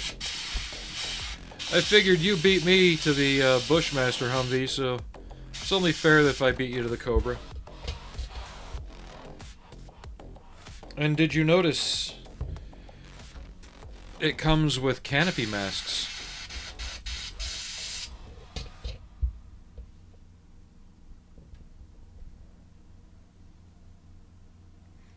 I don't recall you mentioning that in your open box of it. They're on the back side of the decals with the photo etch.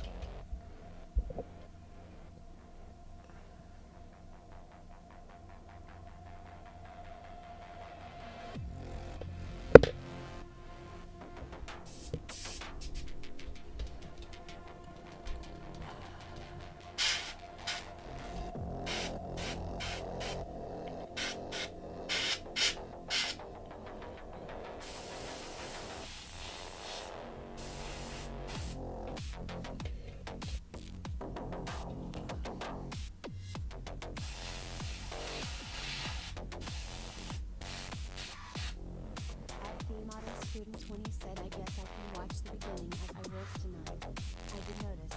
I got the 3D decals. I'm just going with the kit parts, see what I can bring to life.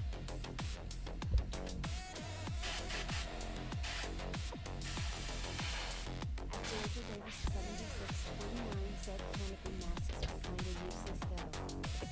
At Georgia Davis 7629 said unless they're interior ones. Well, we'll see what I can do. Given that I despise masking with a passion, I will take whatever the hell I can get. If you find them useless, just send them to me. I'll make sure they get used.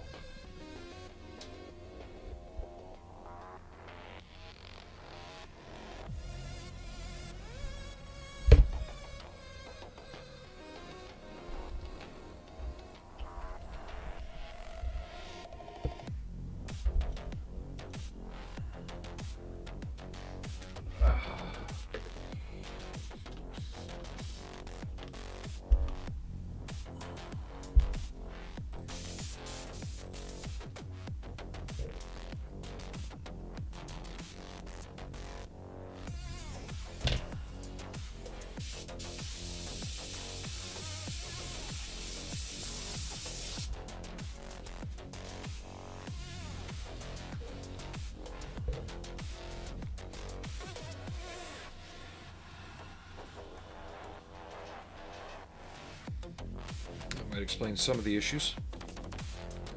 Shit was gumming up deep in there.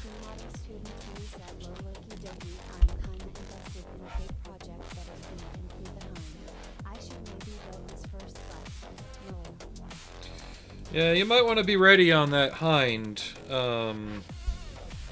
She's going to take up a lot of space. I was going to work on her today instead, but changed my mind.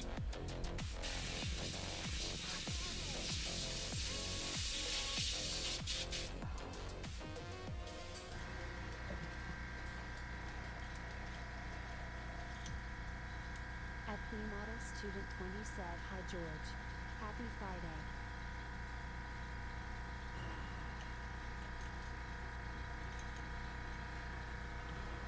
Why are you being sticky? I might have to get some oil and drop it in my spring section on this.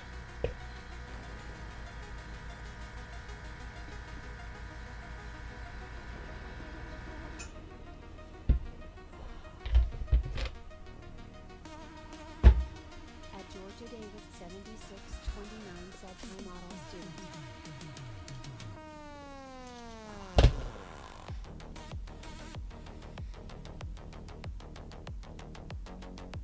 Yeah, something's not right.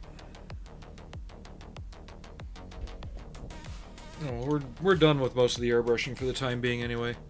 I just want to get this cleaned out a little bit more.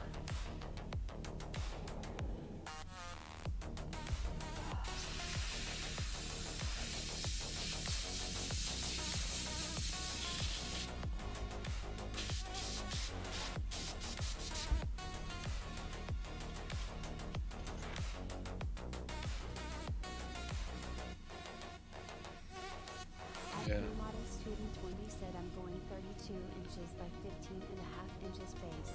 It is men's. Pretty big. You might want to build the hind first and revise the base.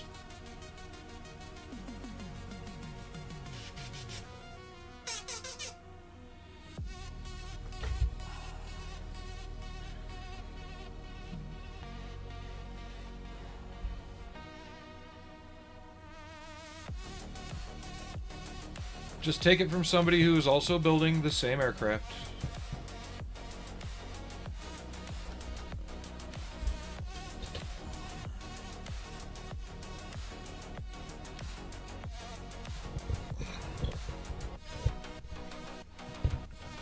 Alright, I'm going to expose the rest of this putty and make sure that I can dispose of it.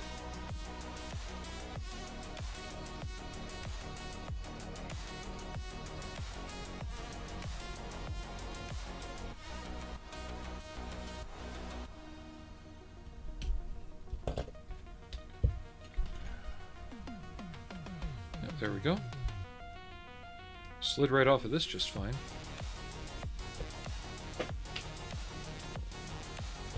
No, but somebody asked that earlier, the UV Cure putty works similar to the UV resin. It's just thicker. It's got a more substantial body to it, so it just doesn't run all over the place.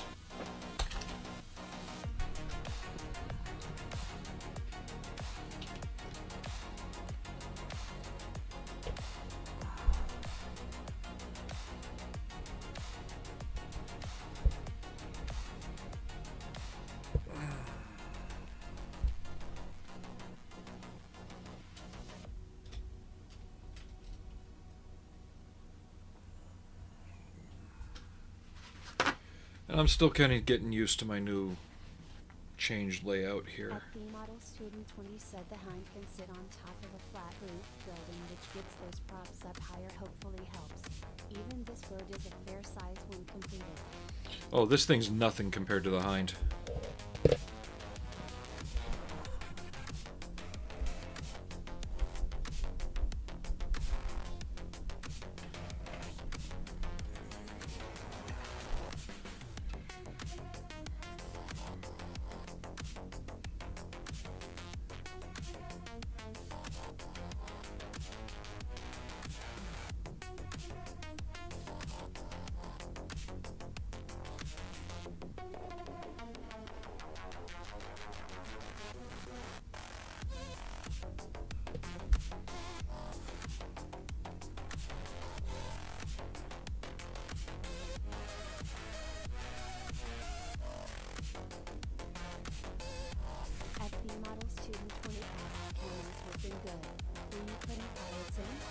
No, it's going to be open cockpit. I'm not paying AK for 2 pilot figures.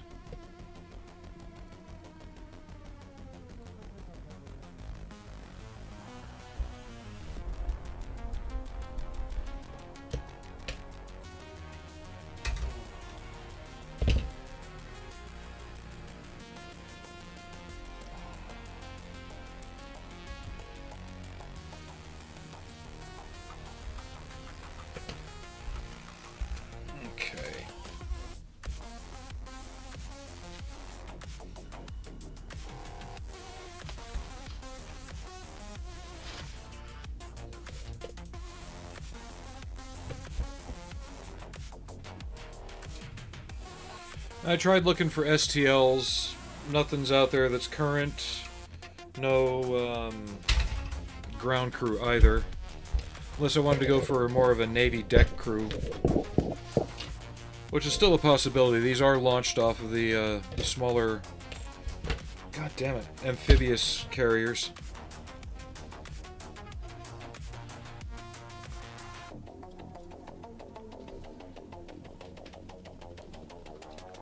So nope, it'll be open cockpit.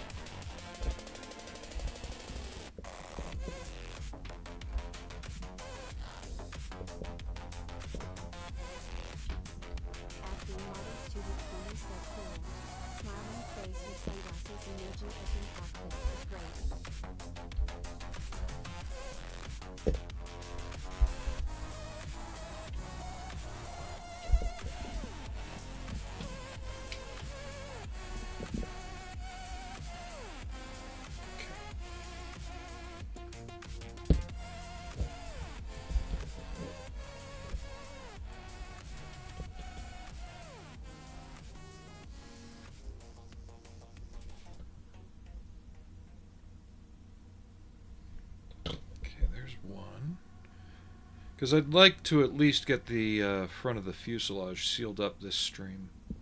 Probably won't. But I want to get close to it.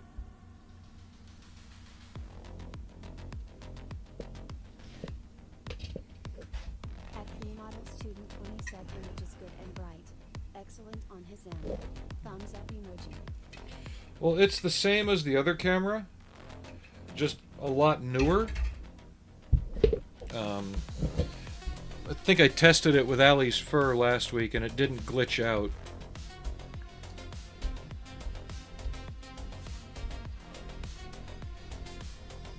I don't know if you remember how whenever she would get in front of the camera or some really complex pattern, it would just start flipping out.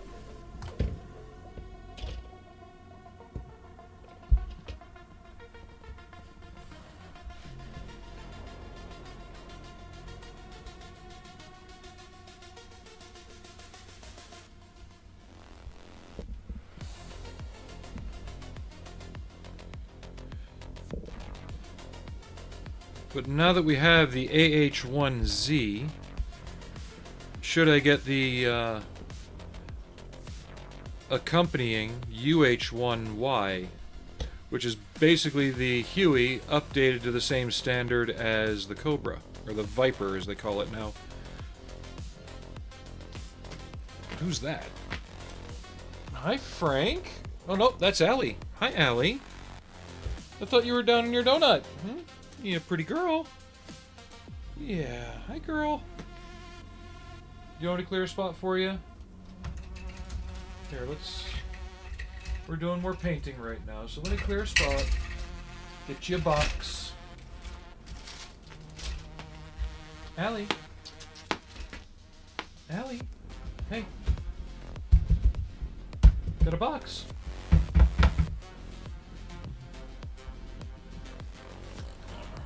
Hey.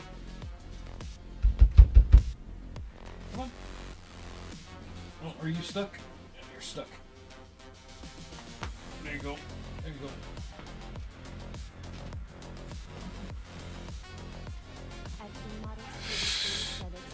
Crazy little cat.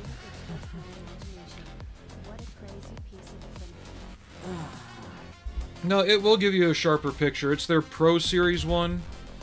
So, because the lens and all the imaging stuff in it's newer, it is giving a somewhat sharper picture. Okay. I'm just making sure I've got everything that needs to go inside it. At the model student 20 said the Viper, not the box. Rolling on the floor, laughing emoji. Oh, this kit is great. Really good, solid connections. I was dry fitting it earlier, and any other aircraft kit, you put the fuselage halves together, you can't let it go, right? They'll just fall apart.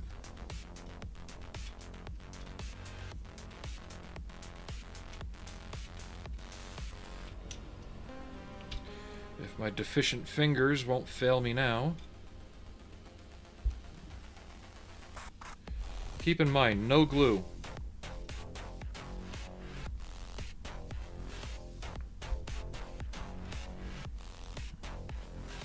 That's almost snapped together. Any other aircraft model, those would have fallen apart.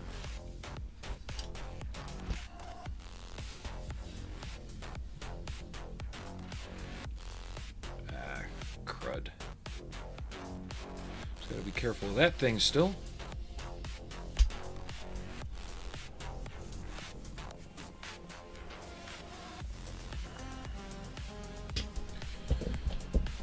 Okay, so let me get the basalt gray out. We'll pop some details, and then we'll go back and start painting buttons and switches. Are you happy now, girl? You're in the snake pit? You're in the Viper box? Yeah?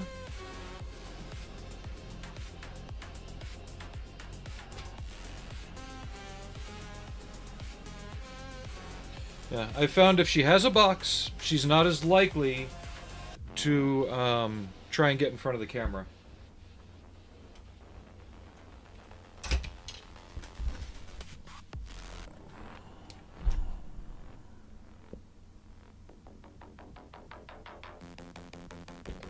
Okay, that's interesting.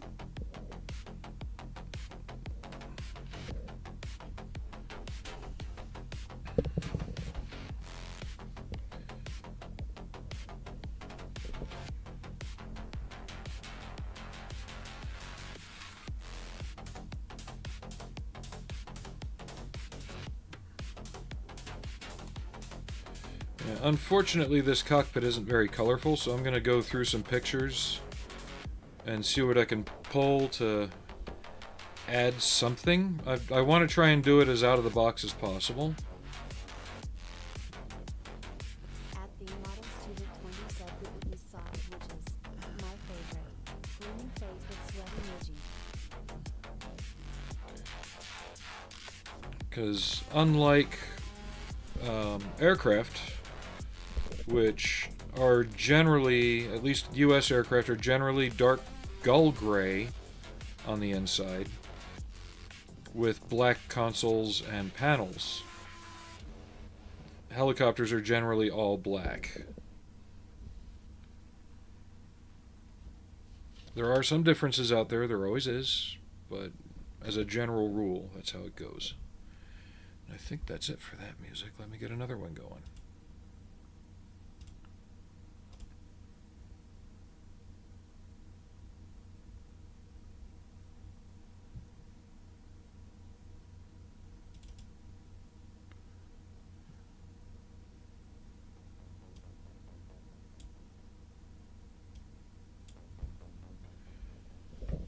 At the model student 20 said that's the only reason I ordered the 3D decals. That and I was curious. Sometimes they're alright, sometimes they're not.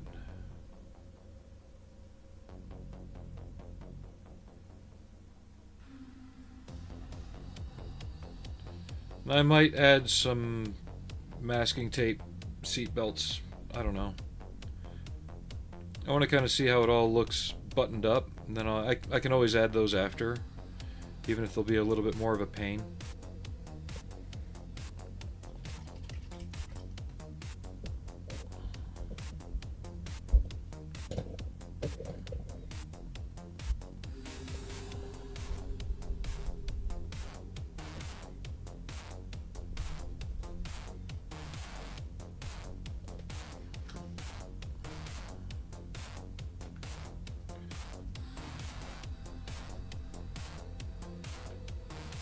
So I'm using that same gray just as the initial pass. Start plucking things out. We're probably going to give it a slightly lighter gray, just to really pop things out more.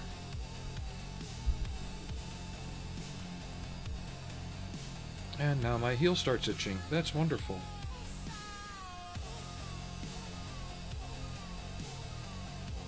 And I don't know how I missed that.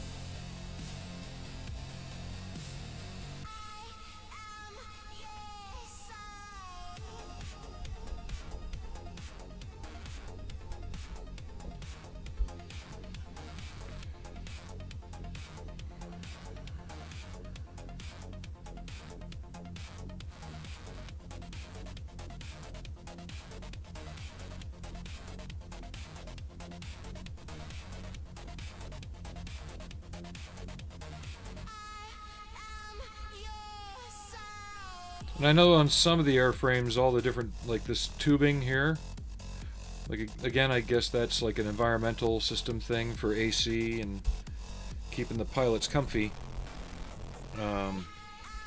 Sometimes the pipes can be orange, other things, so I'm going to do some searching around, see what the variations are, and see what I can add. But I just want to get the main cockpit assembled.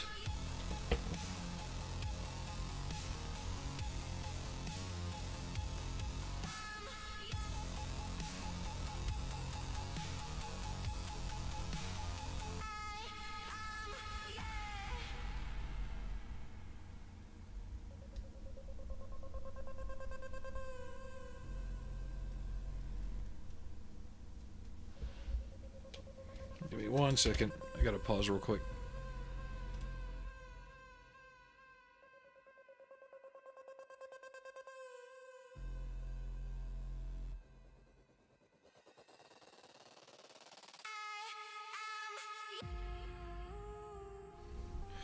Alright, this heel's going to annoy the shit out of me the rest of the fucking stream. Okay.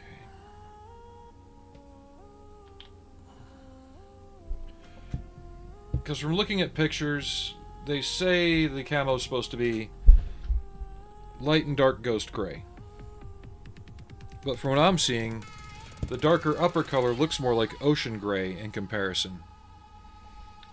So I'm going to have to research the actual colors used and see.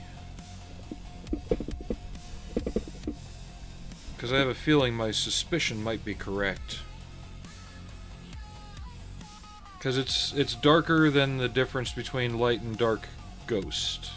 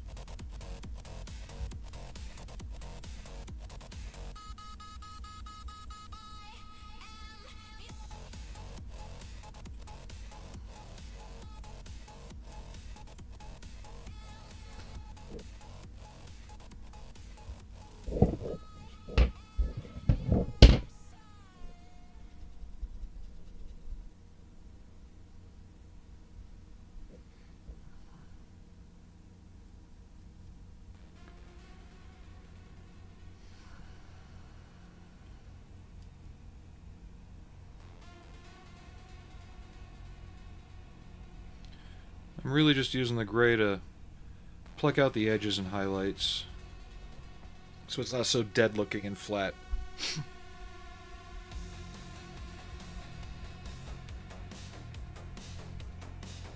Helps if I work in front of the camera though, doesn't it?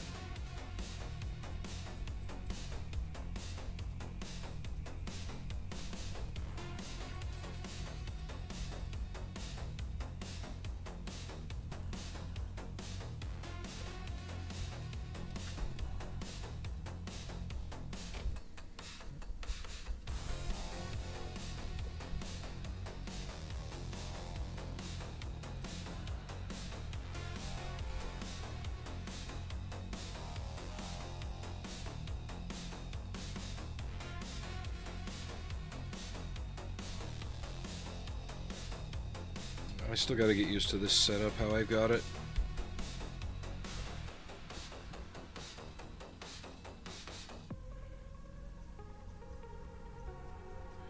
And there's more in the way of like wiring and such that I could add. But I really just wanted to give this kit a chance out of the box. Feels like nobody does that anymore. Seems to be taking longer today for some reason. Gleaming faith with sweat energy. I was going to risk a visit to my AH1Z, but he was closed early today. Uh-oh. I hope that's not a bad sign.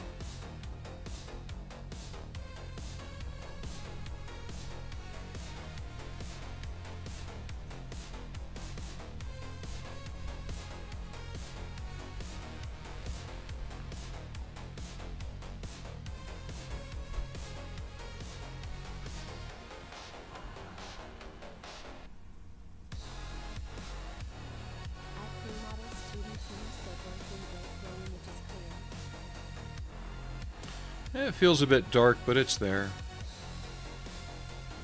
A little on the green side, too.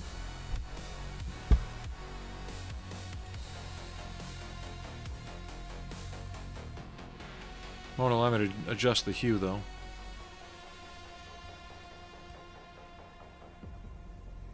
Ooh, really yellow. No,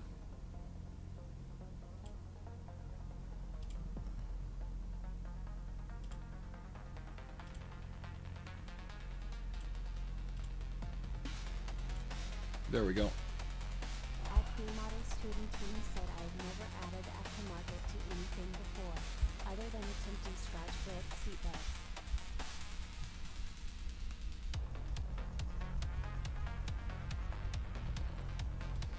Well, you put those Generation 2 seats on your Humvee.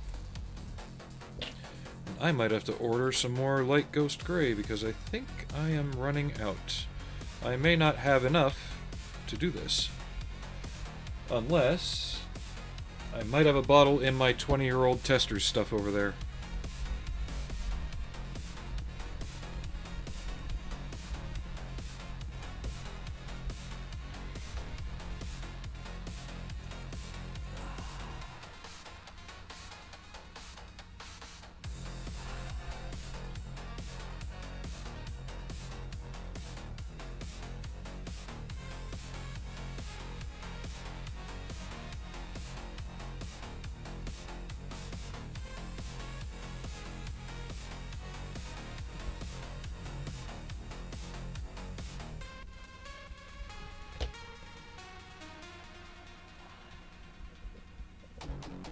At the model student 20 said, oh I guess yeah.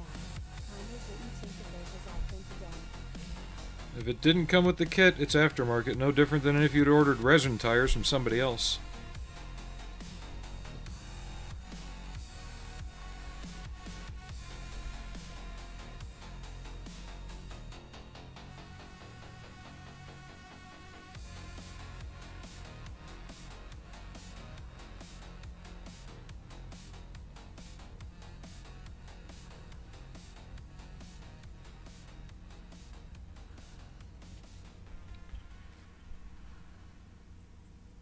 At the model student 20 said true dot.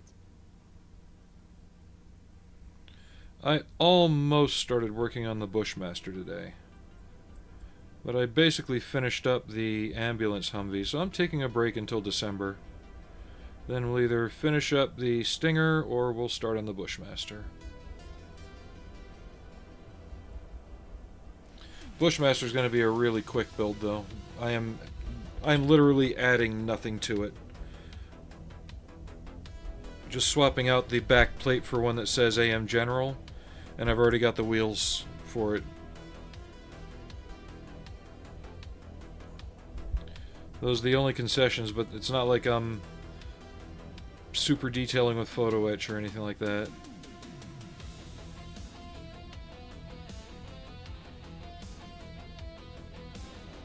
I got a feeling those are not just that color.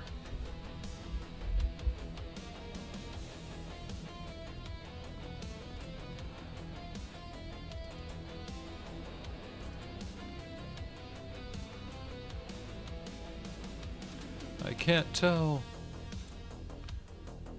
Yeah, it's all just shades of black. There's some red buttons on the controls, that's about it.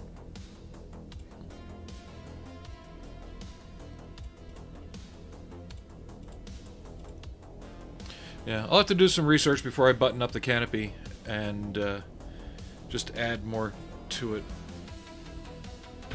Okay. Plug you back in. At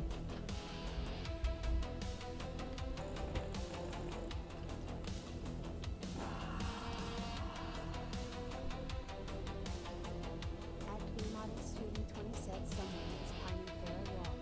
Back legit. Nice, I'm looking forward to following along. I'll try and build as much of it as I can on here. Back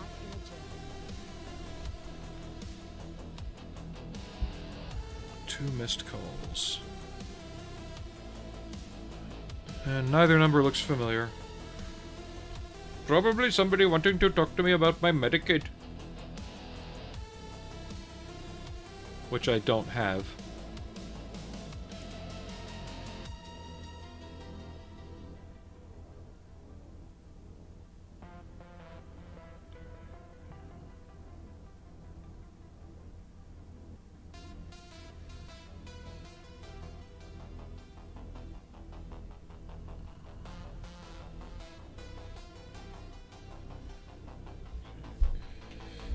So the contrast looks a little high for what I'm doing. I'm going to knock it all down by using a dark gray black wash over it, which should settle in all the cracks and really pop the shadows a hair a bit more.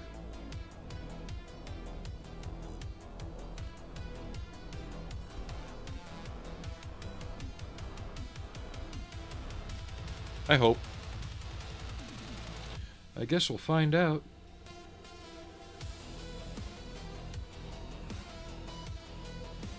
Question is, do I do oils or acrylics? I think I've really been starting to get the hand of the acrylics.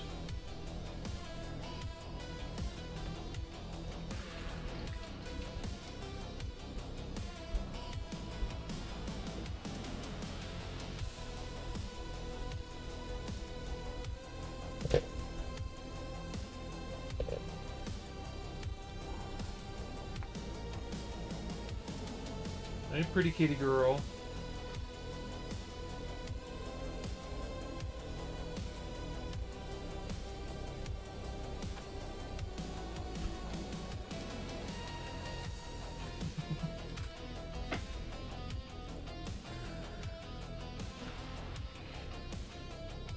Okay. I need a little bit of red.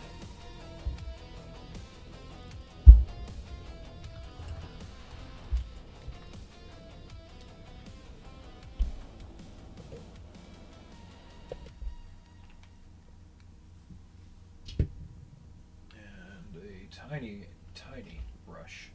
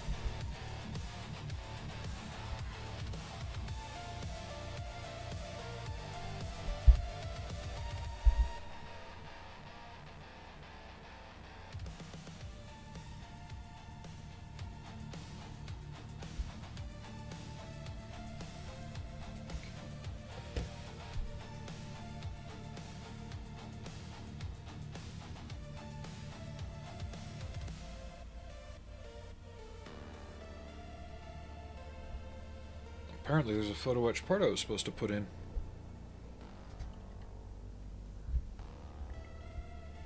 And I wasn't paying attention. You kidding me? I'm too broke to pay attention. Oh wait.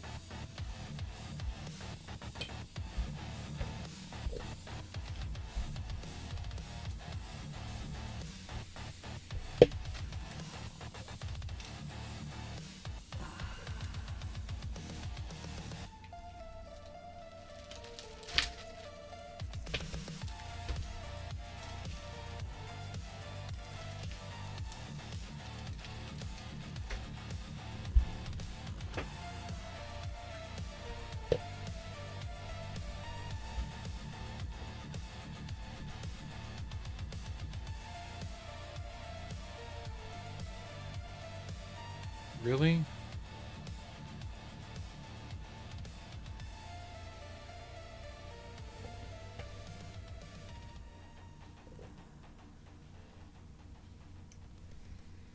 I guess I can put them on. Better than just a decal.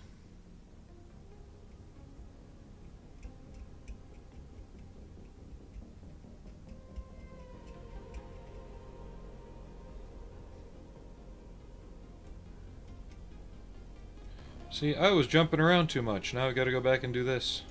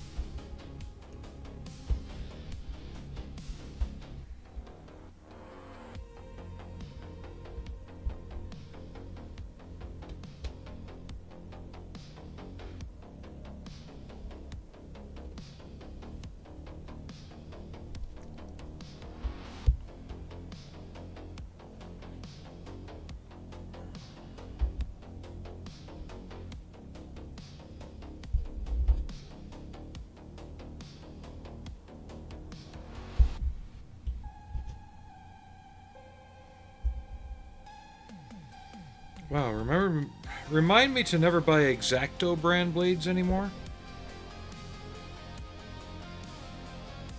They have no hardness to the blade anymore. Yeah.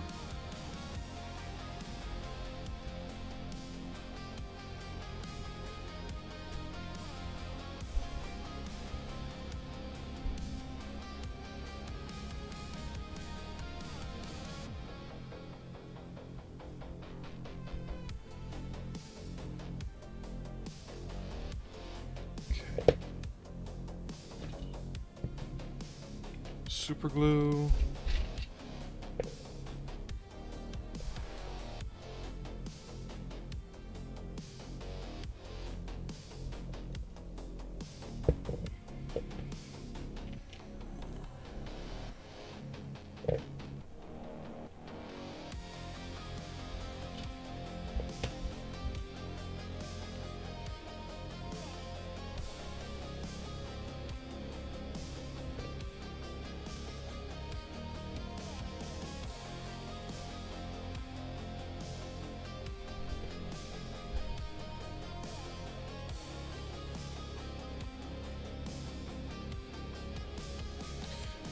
So one side has all the little buttons, the other side doesn't.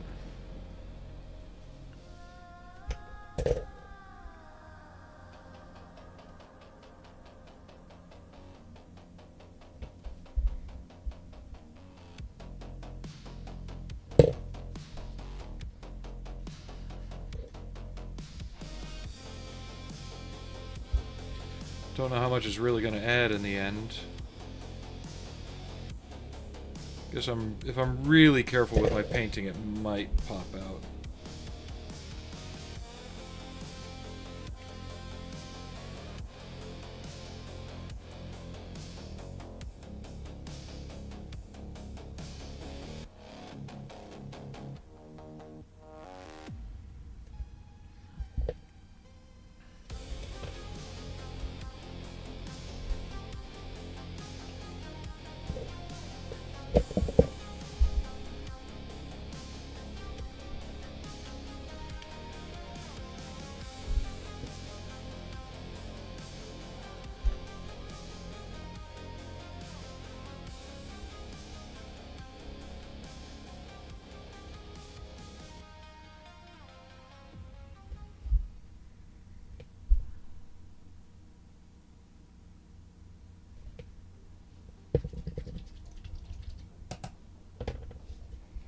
Which decal was that supposed to be?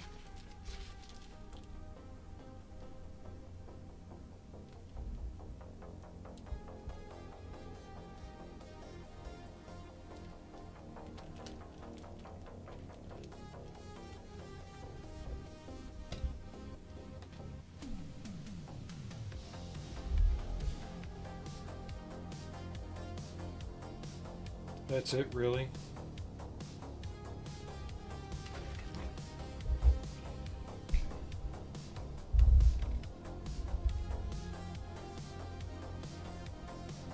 Let that dry for a second. While that's drying, I am going to make this look more like a turned off MFD. Because they want me to put that in there. That's just too bright green.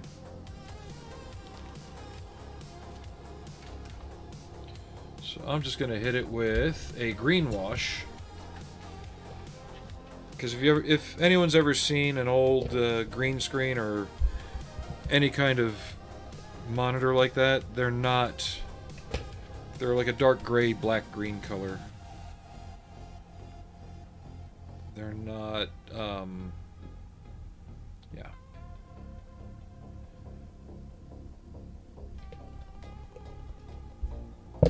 They don't look like that. How's that?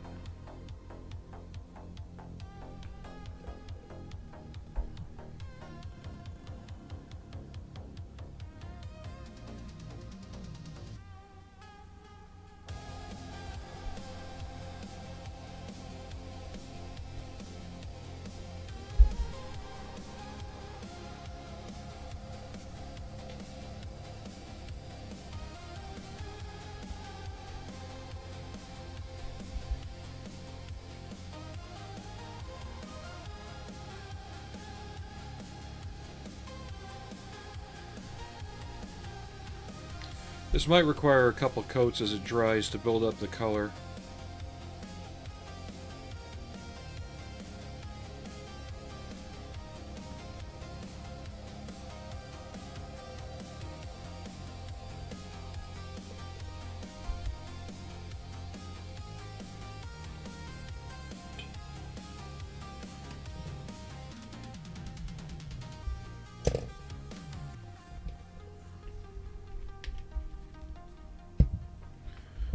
That's drying.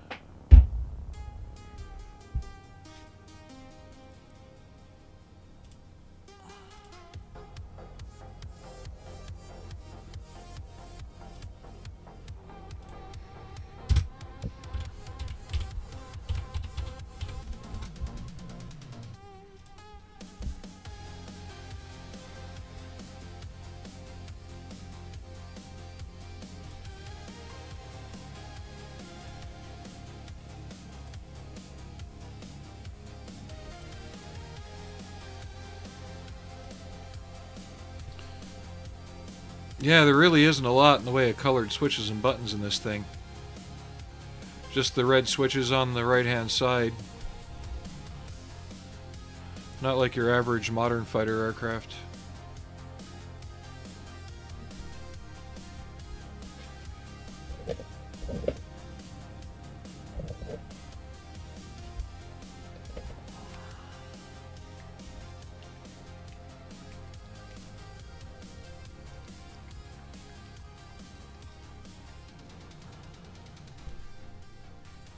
We'll make do with what we got.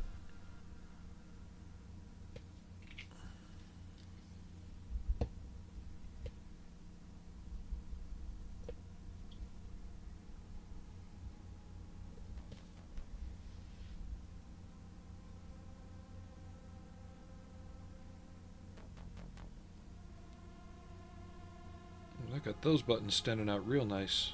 Good.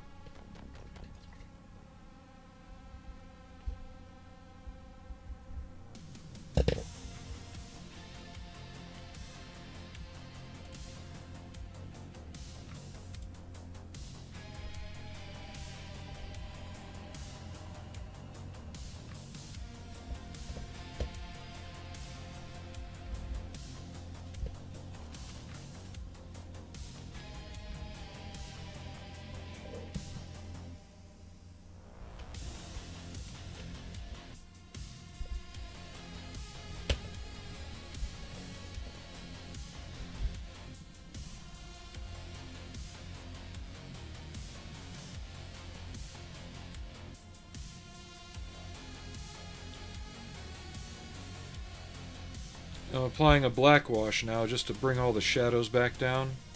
Kind of kill into the any of the dry brushing that got a little out of hand. Makes the buttons and switches pop a little more.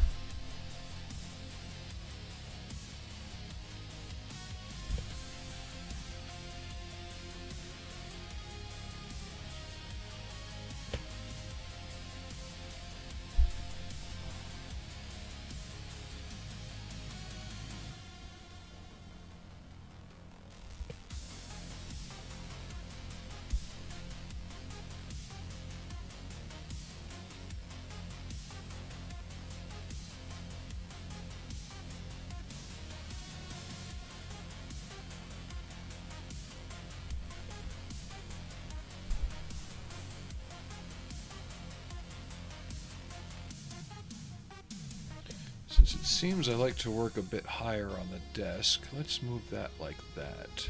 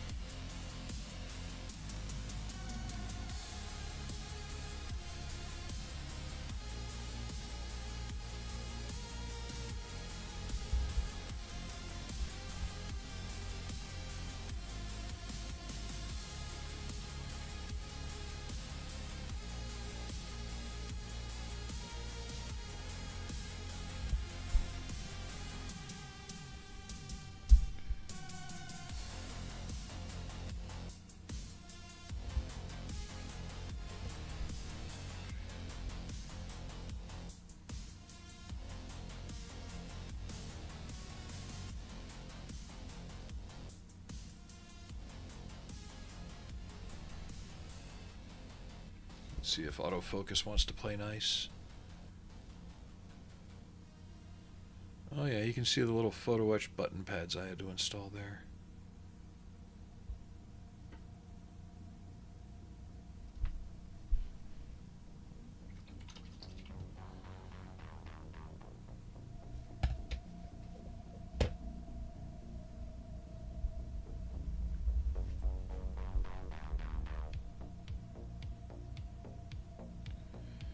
I want to see if I can find some better pictures just to do things like the seat belts, any kind of small informational tags that are in there, just little things like that.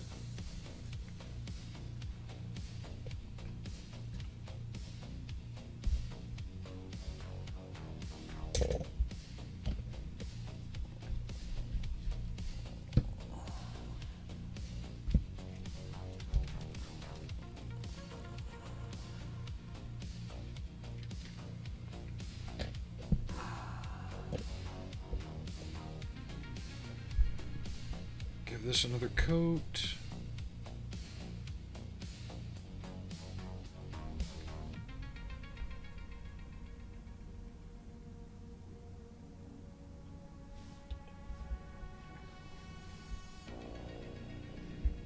Oh wow, autofocus is really unhappy now.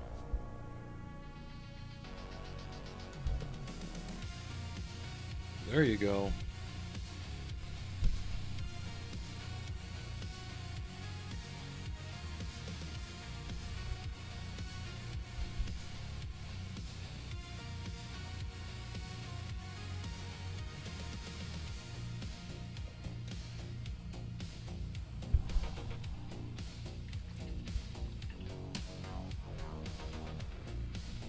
And I actually forgot two smaller displays.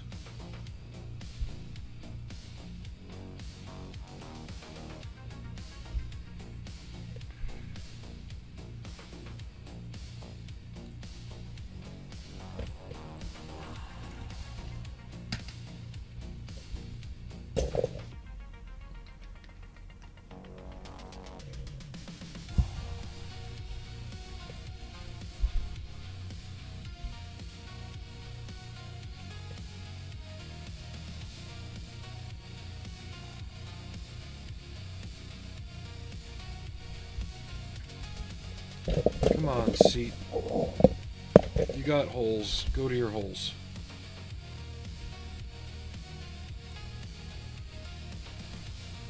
Really?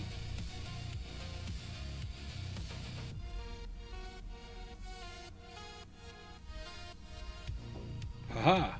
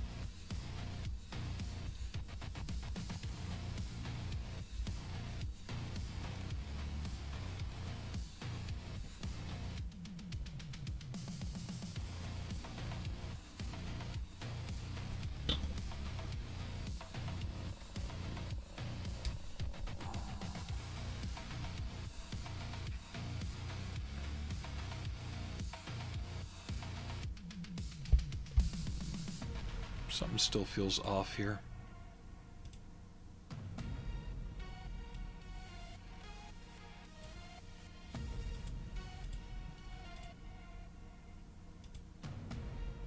That's a bit better.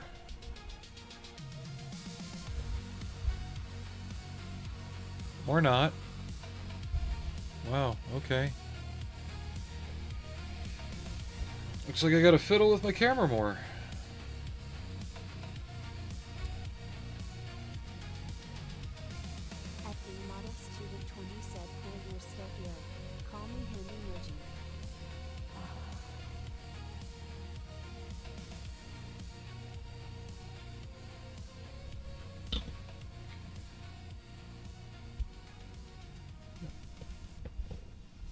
anything else I missed?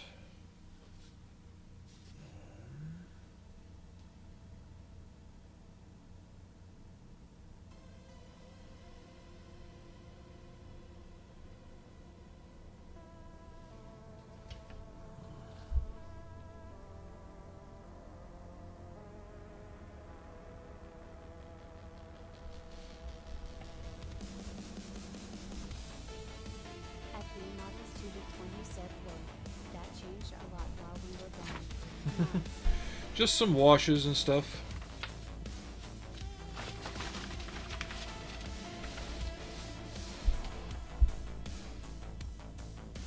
So this A17 part, that's going to stay off until well into the end. But I think we can glue the cockpit in and then put in the rotor shaft.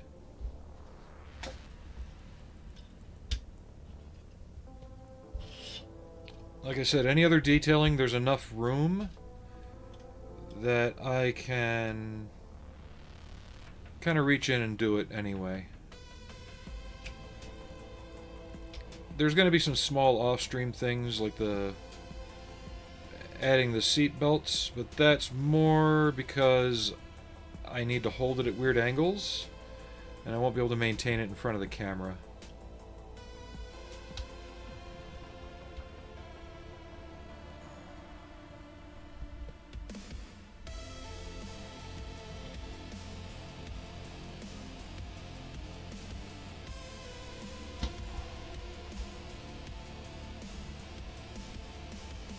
So far, I am very happy with this model.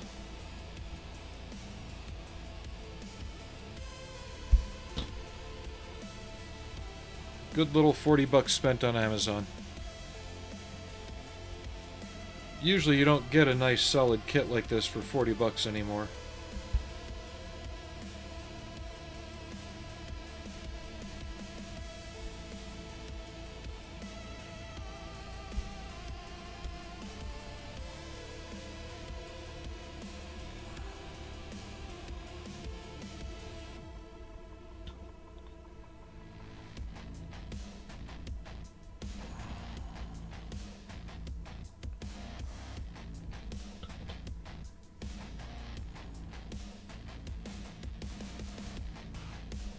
And this thing is chunky.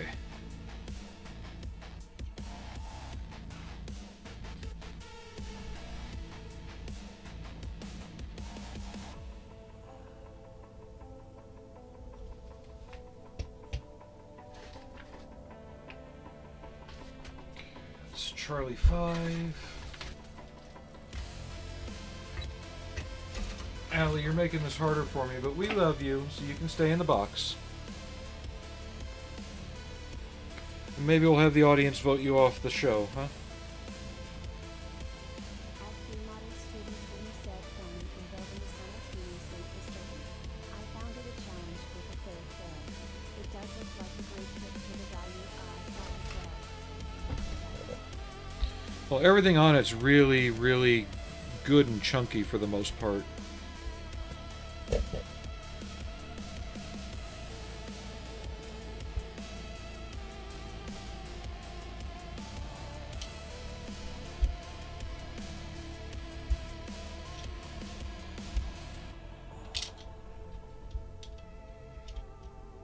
Now, if only my fingers weren't failing me today.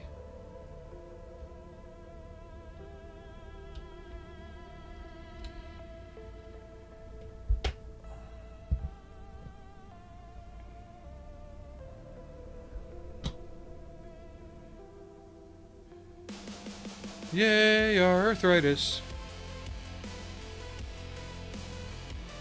So, model student, one thing I did differently from the instructions is I assembled the base plate for the nose sensor without the ball on it, like you see here, because I want to use the clear piece of the ball and install the lenses inside. That doesn't come in the model.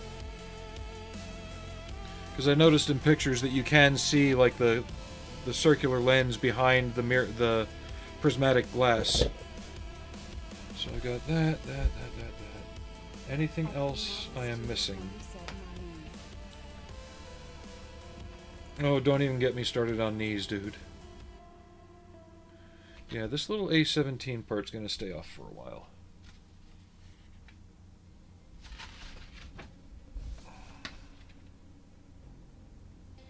I'm literally just going back through everything and making sure I didn't miss a single thing inside. Because the next step is sealing up the front halves. At B-Model Student 20 said, okie dokie, I was thinking about how to do that. But that allows me to leave it off and then glue it in later.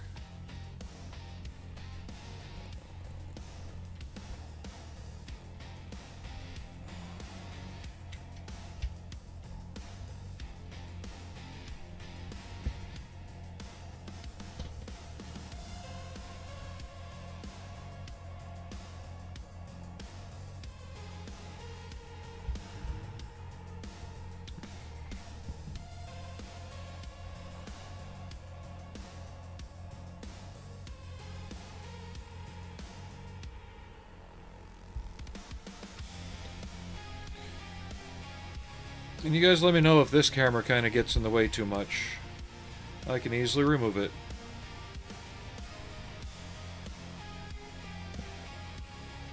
Just figured the other camera that I replaced wasn't dead, so I'd bring back an old feature.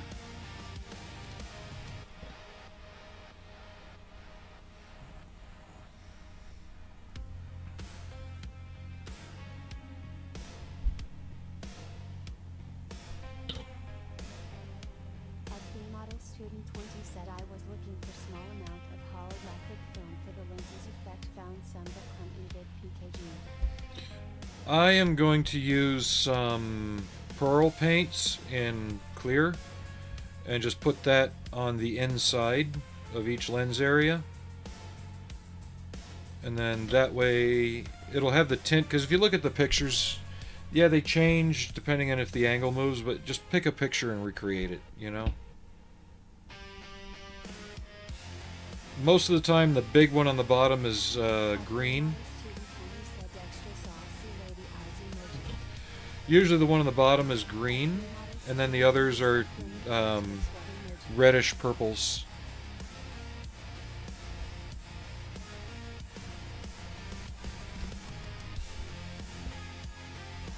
I may not need to use any real filler, just a little bit of surfacer on the seam with some cleanup. Holy crap.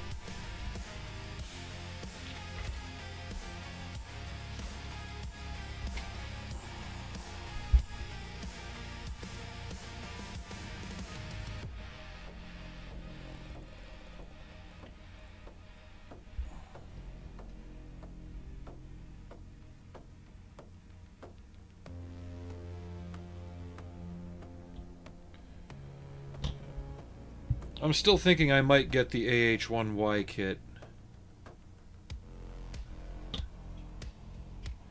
It'd be a nice one to go with this. From here back, they're almost the same. At B-Model Student 20 said pearl paint works. Cool. I'm intrigued.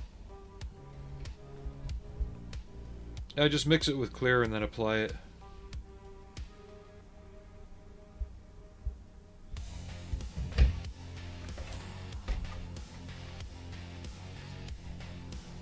And apply it on the inside, and then with a smoke layer on the outside, after all the rest of the painting's done, it should have that right feel to it.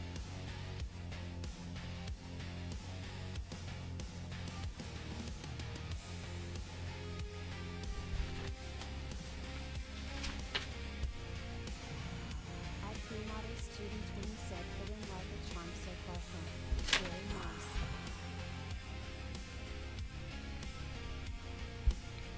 There we go. Okay.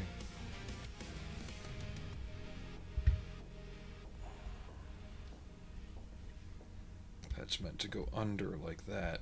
Okay.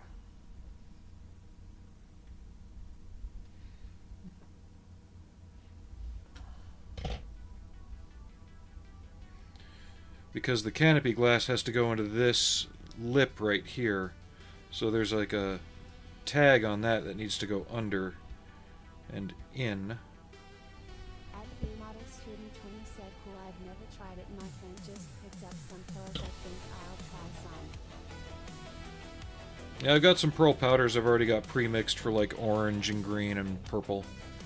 I was just going to put one on the back of each lens, but it'll still be transparent enough that you might see the idea of a camera lens behind it. So I just want to take a small disc of plastic, line up 3 pieces of styrene tube with like a tinfoil cup to make the lens. Just so when you do get a peek through it, if you do, you see that little circle of the aperture in there.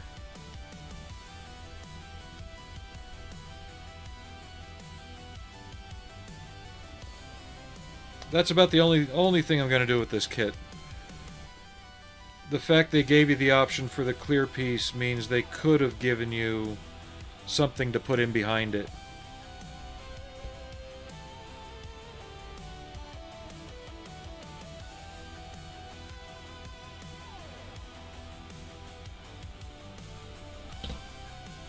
Okay, now I'm having a little bit of an issue. Might need some filler here.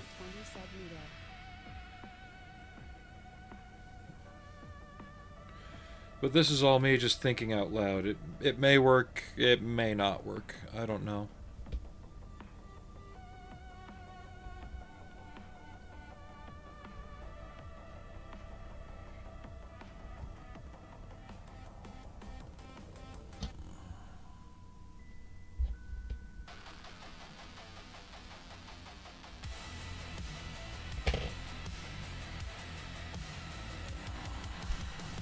Why do I keep moving further up onto the table? I'm used to working in the corner here, not having this flat space in front of me.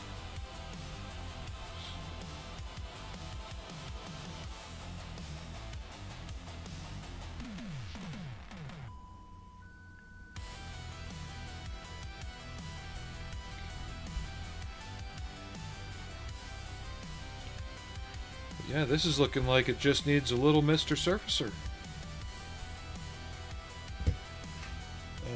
Next is 3 grams of weight.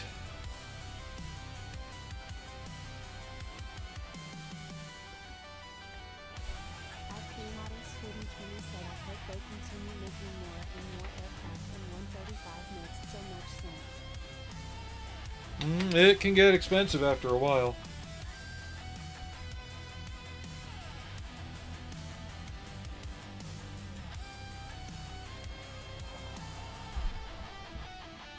And take up a lot of space. I know Tamiya made the Storch in 35th scale, German scout plane.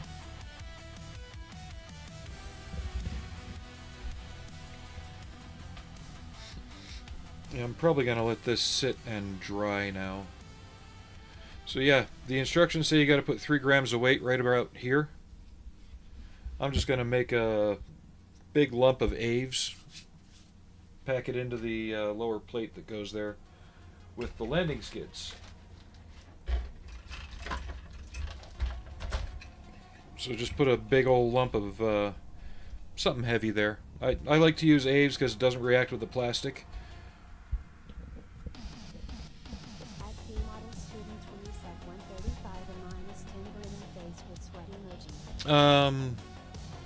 Trumpeter made a 32nd scale one, but there was another company, I can't remember who, back in the early 2000s, they did do a 35th scale A10. It's out there. I don't remember the name of it.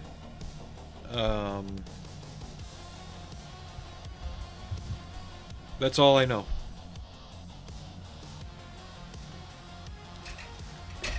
Yeah, we're probably going to end stream while this dries. That'll give me time to research the cockpit more. And then we'll be back on Sunday, probably working on it more. And Monday as well. I'm off those 2 days and Thursday for Thanksgiving. I know Canadians have already had their Thanksgiving.